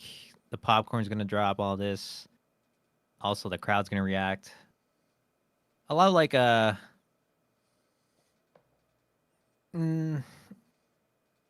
do I say it? I'm trying to keep it as natural as possible. So like, I want everything to be like full of life, if that makes sense. Yep. Yeah. I one thing our animation teacher that we both had used to always say is like, animating is to give life to something. Like that is like the definition of animation. Like if you think about, like reanimating a corpse, for example, like Frankenstein's monster, reanimating, like you're bringing it back to life. So animation fundamentally is just taking things that aren't alive and making them look alive. And so I feel like that's where those tiny, tiny little details really sell these things. Because like you say, you're just so used to seeing humans and how they move every single day that those little minutia, you'll pick them up subconsciously without even realizing it. Yep. One quick question from the chat. Julie Minecraft says, what is the name of the plugin to rig characters? Don't worry, I have right here. It's called MC Prep. MC Prep. Okay. Yep, I can, let's see. This is the website. It's on theduckcow.com. That's the name of the guy who made it. Interesting. Yep. Really like revolutionary stuff. Yeah, it's sick that people actually like have made these tools, because without them, like we couldn't do any of this stuff, really. It'd Yeah, all be I would have to like manually make all the characters, which would be hours and hours of work. yep. So thank you, the duck cow. Shout out Duck Cow. Yep. So kind of a quick rundown of the animation process. The next thing I would focus on is once I like how everything looks, how everything feels. The next thing would be to light the scene. The lighting. If you without light, it is a dark scene. You can't see anybody. So a lot of the things I want to focus on is lighting our subjects, like lighting the background and whatnot. So I typically follow like three basic elements to lighting a character, which is like having a rim light. Mm-hmm.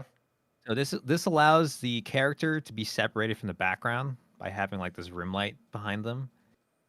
Most importantly, the key light. This is the light you want to light your subject, right? You want to see like the actual character. Yeah, let me get the pictures real quick. So rim light is going to be that really like that edge light that's going to sort of outline your character. So it's that light that's just going to hit like literally the outlines of somebody and create that separation between the person and the background. So like right here, you see her hair there getting lit up by the sun, the edge of her arm. That's going to be your rim light. And then, sorry, you said next key light, right? Yep, key light.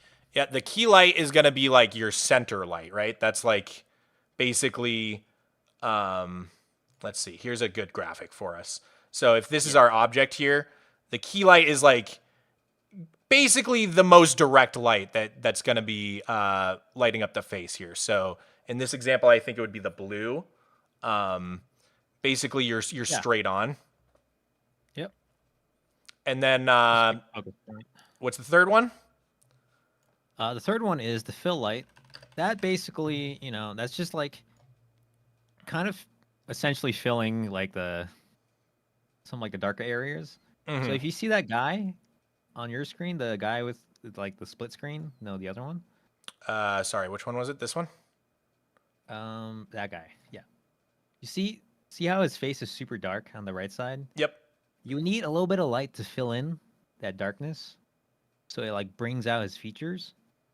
So that's what the fill light is. It's just like kind of just like helping out bring some small details. Yep. A lot of it's like not as bright as the key light because the key light's more like what you want to be focusing on, and then the fill is just making sure that it's not like completely black wherever the key light's not hitting. So like this right here, that's the fill. This is the key light right there, and then even the background is like the fill light. Yep. Otherwise, it'd be like a dark space. So that's really important. I would say key light is important, but maybe rim light might be like just as important. Yeah. Because I think without the rim light, it just looks almost like not as polished, right? It doesn't really have that like finished look. Hollywood professional look to it. Yeah, 100%. When I see like Pixar movies, I see like they have like really nice rim lighting, and it just helps bring the character forward. And that's like, I think lighting is really crucial to your shot, because like, you could have a really amazing shot, but if it's like lit poorly, it's not gonna like matter. No one's gonna really remember it. 100%. No matter how good it looks. So taking those three lights, like how do they apply to this specific scene? Like if we look at my character. Yeah. So let's mess around. So let me disable some lights. So let's disable all these. And maybe even I think. Okay. It's gonna look a little janky, but that's fine. Dude, Squiddles, thank you for the tier 1 gifty. Congrats, Testier Gibbon. You deserve it, man. Okay, so let me turn on some lights. So you can see without lights, this is Mogswamp. You can't see him. Pitch black. Yep. Pretty dark. Yep. So first thing I would do is get a rim light. Kind of see behind you. I can get like an idea like, oh, this is your head. Yep. It's not like the best, because you're kind of in a odd spot, but this is like the best I could do. Yeah. And then I do a key light here, which, let's see. Oh yeah, this example is not great, but like, because I have like an aura around you, so I want it to turn red. Yeah. But Yeah. this is basically highlighting you as like a right there, Yep. and behind you is the That's fill actually light. you can really Or tell about this is more of the key light, rim light there as actually. well. Like you can super see the rim light right in this frame.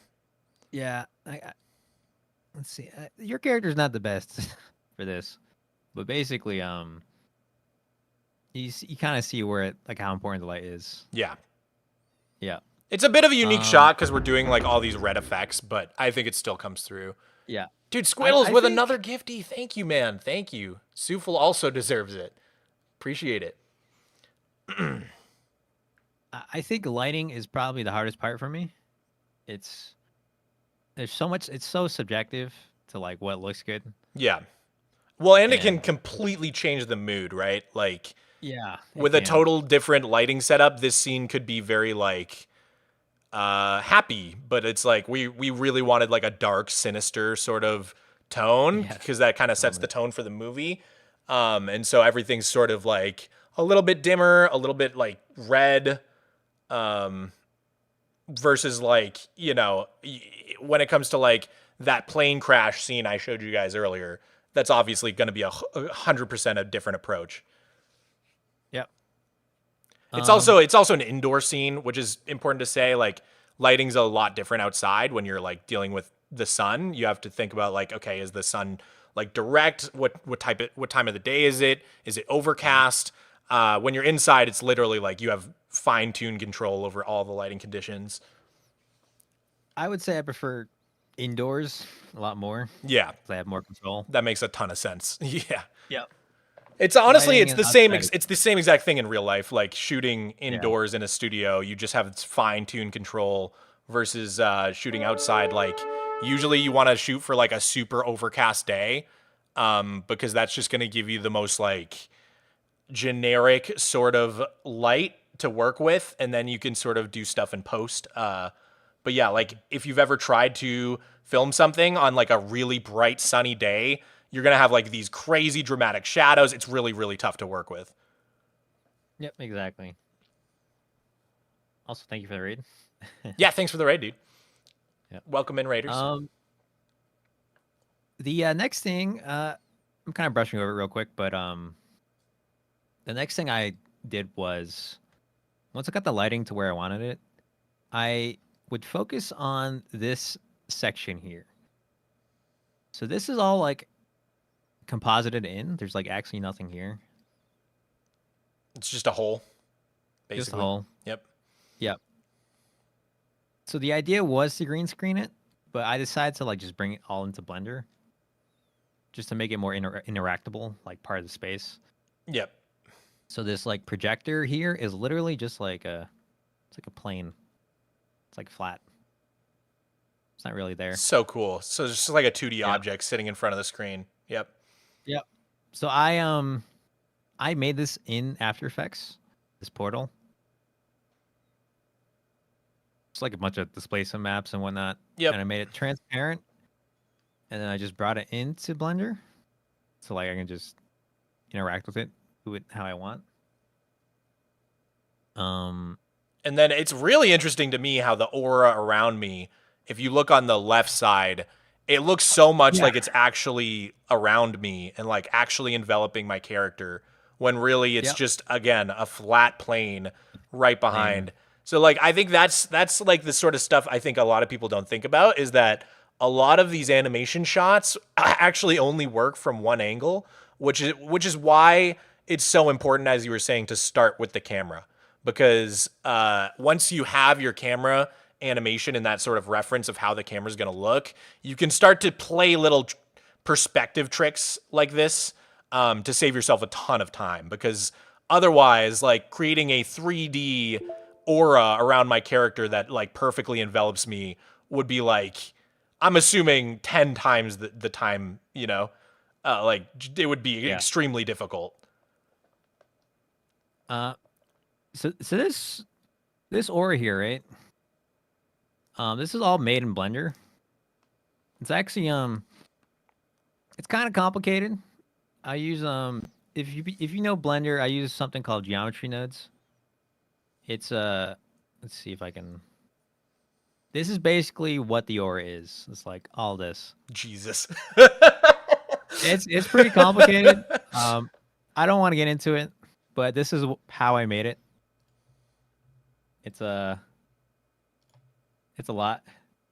But basically all this makes this. That's all I really need to say. Also, this lightning bolt I made in Blender. This is kind of it's essentially a super long cylinder pole that I kind of like warped with a bunch of displacement maps. So That I can, actually like, makes literally, complete sense. Yeah. yeah. I just find it easier just to make things myself. Like this, I can like control. That's like the You get that. like phase of the displacement or whatever. Yeah. Like with that, it's just super straight for the Yep. most part, and then Sort of gives all it that's that made in- electricity look. yep, all that's made in Blender. Animated it, and that's how you get that like. Well, and then the benefit of doing this stuff in Blender as well is like, can't you have these things actually like emitting light and stuff? Like, is the movie screen actually emitting light? Yep. Yeah. So okay. this is glowing. The movie screen is glowing. Yep. So that way it feels like it's part of the space because it's actually part of the space, you know? 100%. Like if you on the left there, if you look at like the ceiling of the theater, like the way that the light from the movie screen is bouncing off the top of the ceiling of the theater and then coming towards the camera is like, I think it's one of the things that sells the scene the best. Because it just looks so accurate to when you're sitting in the back of a movie theater and all that light is sort of lighting up the top of the movie theater just a little bit at the towards the screen. Looks just like it, honestly. Yeah. I think that's essentially the scene. So once I'm like happy with everything, composite of everything, put it all together, animation looks pretty good. This is where I getting ready for the rendering stage. This is the post-processing for me. This is where we go into the compositing section. So this is also very very complicated. But essentially what this is, it's basically taking your render and making it look pretty for the masses. If that makes sense, right? So I have 2 renders already. So this is here we go. So this is a render as is without any compositing, any like color correction, color grading, and whatnot, right? A little bit flat. Yep, it's flat. Like this is, you know, it's you could like make a video. Yeah, it would definitely pass. Yep. But if you do all this, you know, all this node stuff here, it's like a bunch of things like adding like atmosphere, adding like fog, adding some like glare, some glow, just some grain, some film emulation, all that stuff. It will turn from like this kind of like basic shot into something that's a little more dynamic. Dang, that's a huge diff here. Just flash between those a couple times. Yep. That is crazy. A little bit of lens distortion, a little bit of the film grain, the atmospherics. That really sells it. This is like, I think, really crucial to making your shot look like fully, you know, ready to like, what's the word? Like it's like a finished, polished look, right? It's like the polishing stage of the animation. Right. So once I do all that, I render as a PNG sequence, and then I'll bring it into Premiere. This is where we do all the sound design.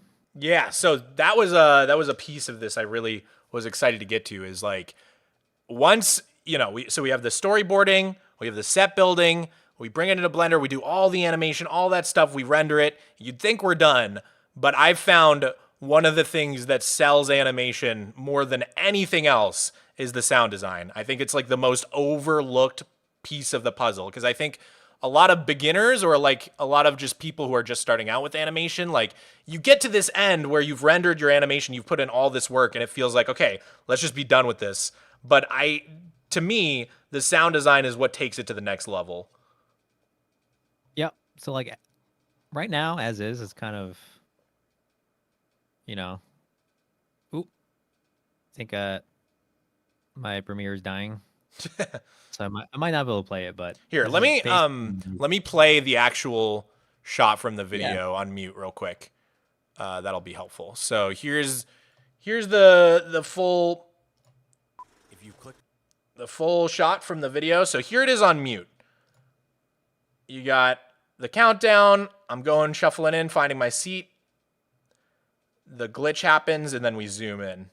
So it's good. It's a really, really good shot. But I feel like what really, really sells it and takes it to that next level is the sounds. And like, just to count there, I'm counting 1, 2, 3, 4, 5, 6, 7, 8, 9, 10, 11, 12, 13, 14, like maybe 15 sound effects all in that one little section right there, which is maybe even 17. There is a lot of sound happening right there. All those green things that you guys are seeing, that is all different layers of sound effects. Yep, and I personally, it's not my favorite part, but it's very essential to bring your animation to life. I'm surprised it's not your favorite part, given that project you did in college that was like all sound. Yeah, I mean, that was annoying to make. I'm not gonna lie. Maybe that burnt you out of sound design. It's personally, for me, it's one of my favorite parts, because it just takes it to the next level, like in such a crazy way. Like, why don't we try like soloing a few of these tracks and just seeing like what each specific sound is doing? I'd have to restart my computer. My Premiere is like, yeah, no worries. Actually fried. No worries. I can show it real quick with all the sounds turned on. Let's do that. All right. Yeah, so we just watched it with sound off. Here is that same animation again. I'm gonna boost the volume for you guys. If you clicked on this video, prepare for a cinematic journey. Almost exactly 1 year. Dang, dude, that really sells it, man. And I love that you snuck the Wilhelm scream in there. Such a classic trope. Yep. Yep. I'm not like crazy on animation, but I do know my like cinema stuff. Mm-hmm. It's funny. I'm animating. What sound program do you use? I mean, mostly we just put together our sound effects within Adobe Premiere, which is like the editing software that we use. But I also use Audacity quite a bit, which is completely free, open source program. That helps a lot with like just adding very specific effects that Premiere doesn't really have. But quick and dirty in Premiere, you can get most stuff done, and then Audacity is kind of like the backup for any more advanced effects you may need to do. Yeah, that's basically it. That's what I do for animation. Sweet, man. Pretty fun. Yeah, I enjoy it the most. It's one of my favorite shots you've ever done. Me too. It will keep getting better. The last thing I wanted to ask you is, which I didn't give you a heads up on this, so no worries if it's not easy to explain. But the bumpers for my stream, the away screen, the intro, the BRB. Don't see that? Yeah, I just want to see. I just want to sort of show people like the post processing effect that you were using to sort of give it that more retro pixelated look. Maybe even like a little before and after. But if you don't have it ready, that's totally fine. I can open up real quick. All right, sweet. Just look away. Yep, I got it on my webcam. Okay. Miko's going to town cleaning his paws off. I mean, that's the highlight of the stream. That's why we all came to see. We all came for Miko. Let's be real. Look at him go. Yeah. Mog, I'm back from dinner. What's up, Shapiro family? Welcome back. What'd you have for dinner?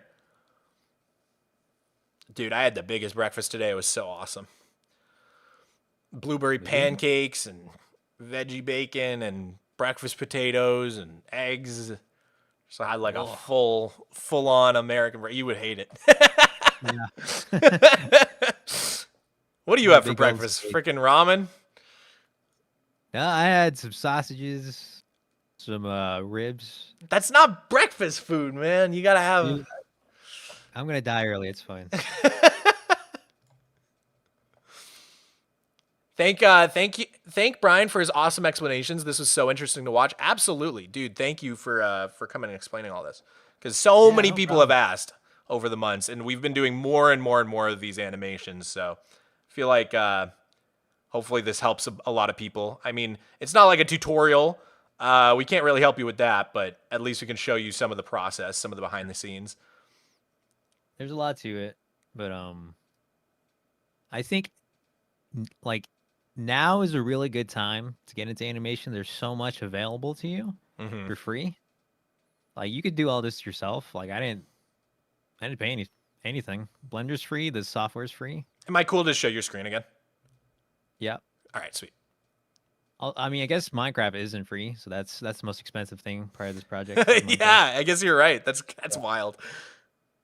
So, okay, so if you recognize the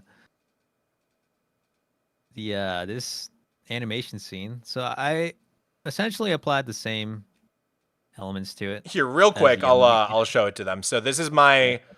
We are now in the Blender project for my end stream screen, which I'm gonna put up right now. It's not the end of stream. Don't leave. I'm just gonna show you guys real quick.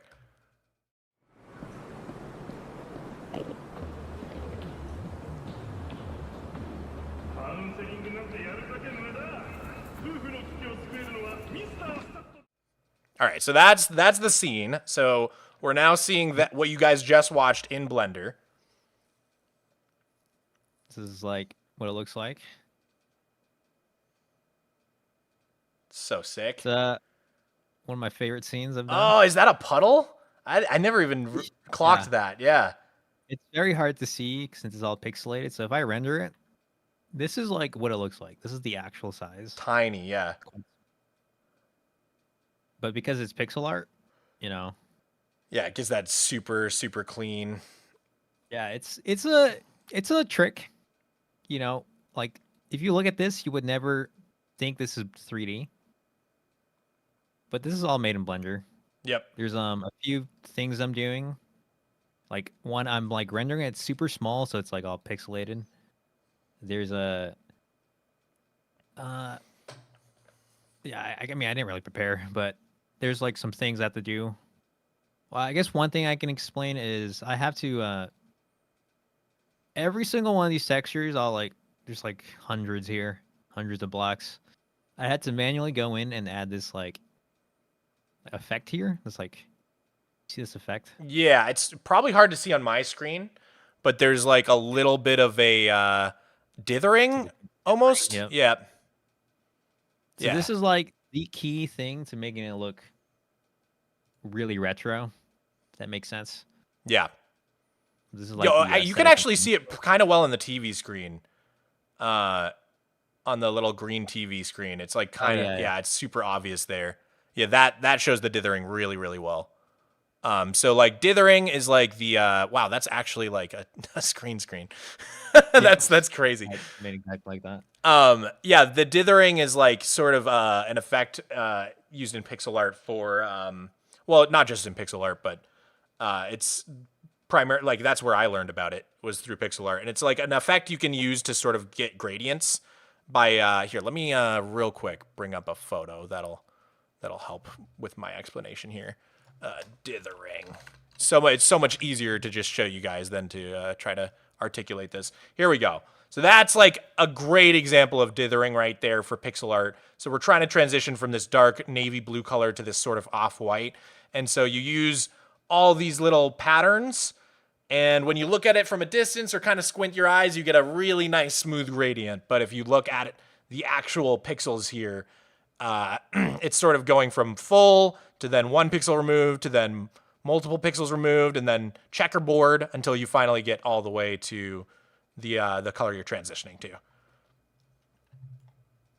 So yeah, it's that scene. I'm seeing some comments of some fear in the blender.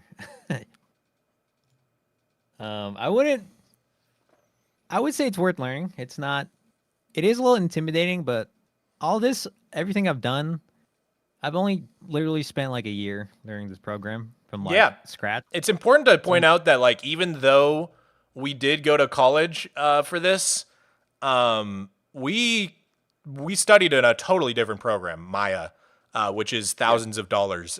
So all of the Blender stuff that Brian has done in the past years, we've learned from scratch basically. I mean, there are some similarities between 3D softwares, like at least you know some of the terminology, but at the end of the day, they're wildly different programs from what I understand.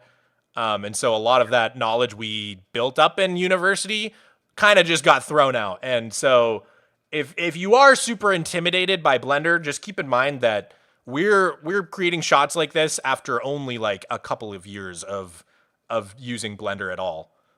So you can, and the other great thing is Maya is like an industry program. Very hard to find support, find tutorials, plugins. Whereas Blender, because it's free and open source, you can find every tutorial under the sun for Blender, all on YouTube for free. So if you ever encounter something that you don't know how to do, it's one Google search away. That's where I learned everything, on YouTube.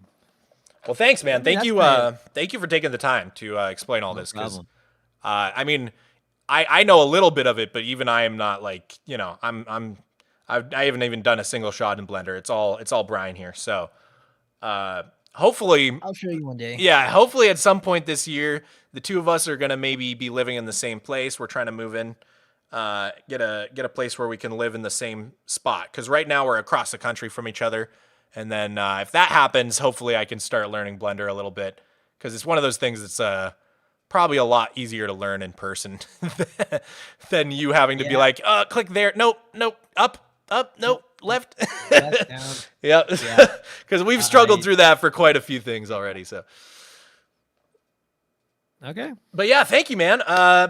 Guys, if you enjoyed that, please put a W in the chat for Brian. Thank you for taking the time out of your day to show us that. That was freaking awesome, man. And yeah. No problem. Thank you guys for if you're watching the Mogswamp video, thank you for watching. Subscribe. There we go. Video complete. I'm gonna stop recording. Thank you. Thanks, dude. Hi, Derek. Goodbye. Yeah, at some point we'll maybe get you on again in the future to do another one of these. Miko, no, Miko, no, not on camera. No, Miko. What am I looking at? Goodbye. Oh God, see you, bro.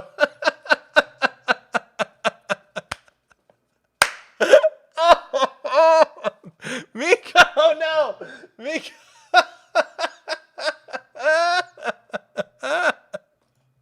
Miko, no.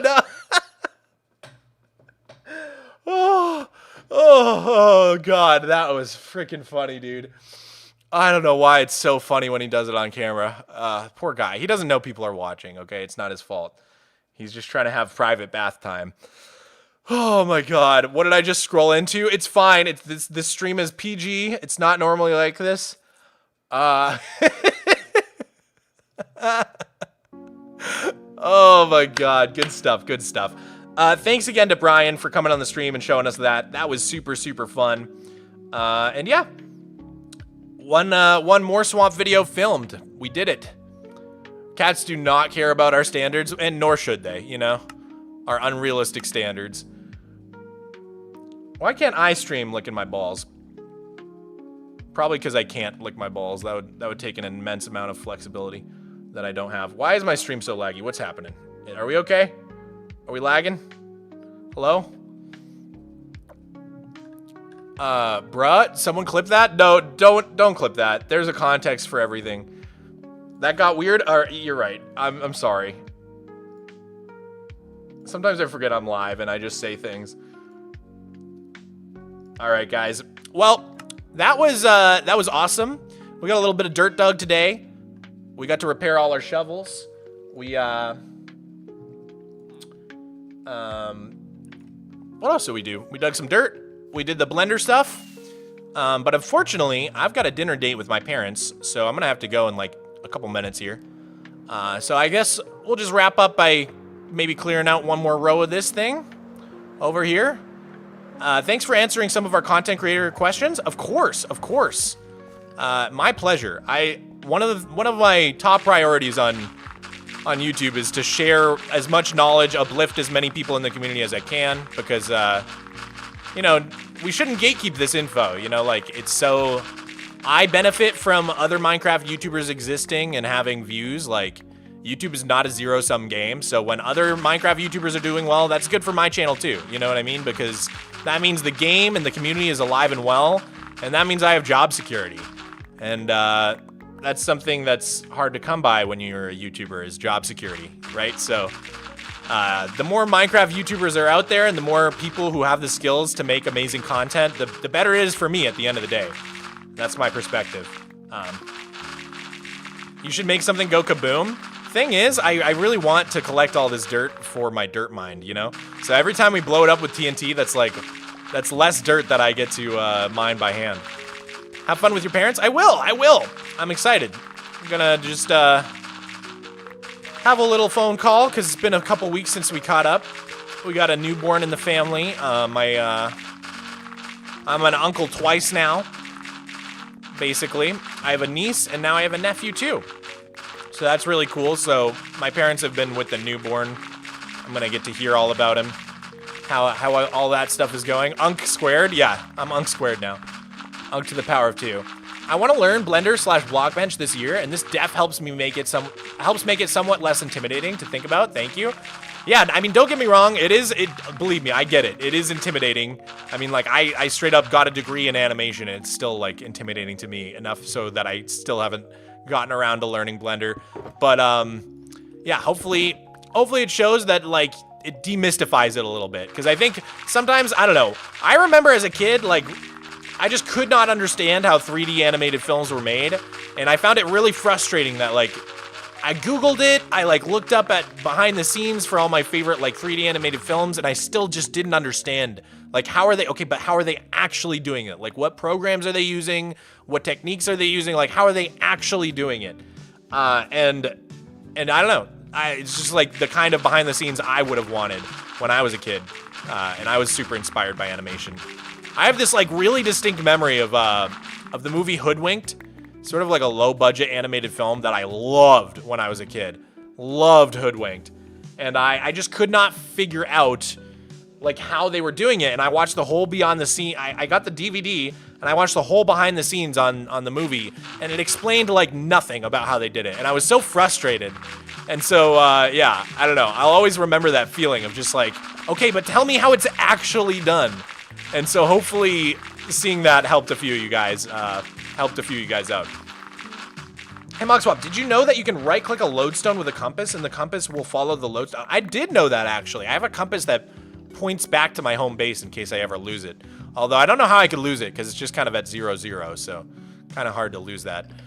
But anyways, guys, I'm going to put away these shulker boxes and we're going to wrap up the stream. I hope you had a fun day today. I did. Bit of a shorter stream today, but hopefully we'll be back again real soon for another epic stream. If I hadn't woken up so late today, we probably could have gone for longer, but it is what it is. That's what you get for waking up at 1 p.m. and then having a giant breakfast. All right. Let's real quick just put these away. Boop, boop, boop, boop. All right. That's it. That was super fun, guys. I'm going to wrap up for the day. I'm going to go call my parents. I'll see you soon. I've still got to schedule that Subnautica stream. I promise I'm going to do it. I just need to figure out my calendar and my schedule. And then we'll do that. Have a blessed day. You too. You too, man. And yeah, I think that's going to be it. We're gonna kick it over to the end stream screen that we just looked at in Blender. But don't go anywhere if you're on Twitch because we are gonna raid someone. So let's make sure to give a ton of love to whoever we end up raiding. But all right. Anyways, I'm off. Love you guys. See you next time.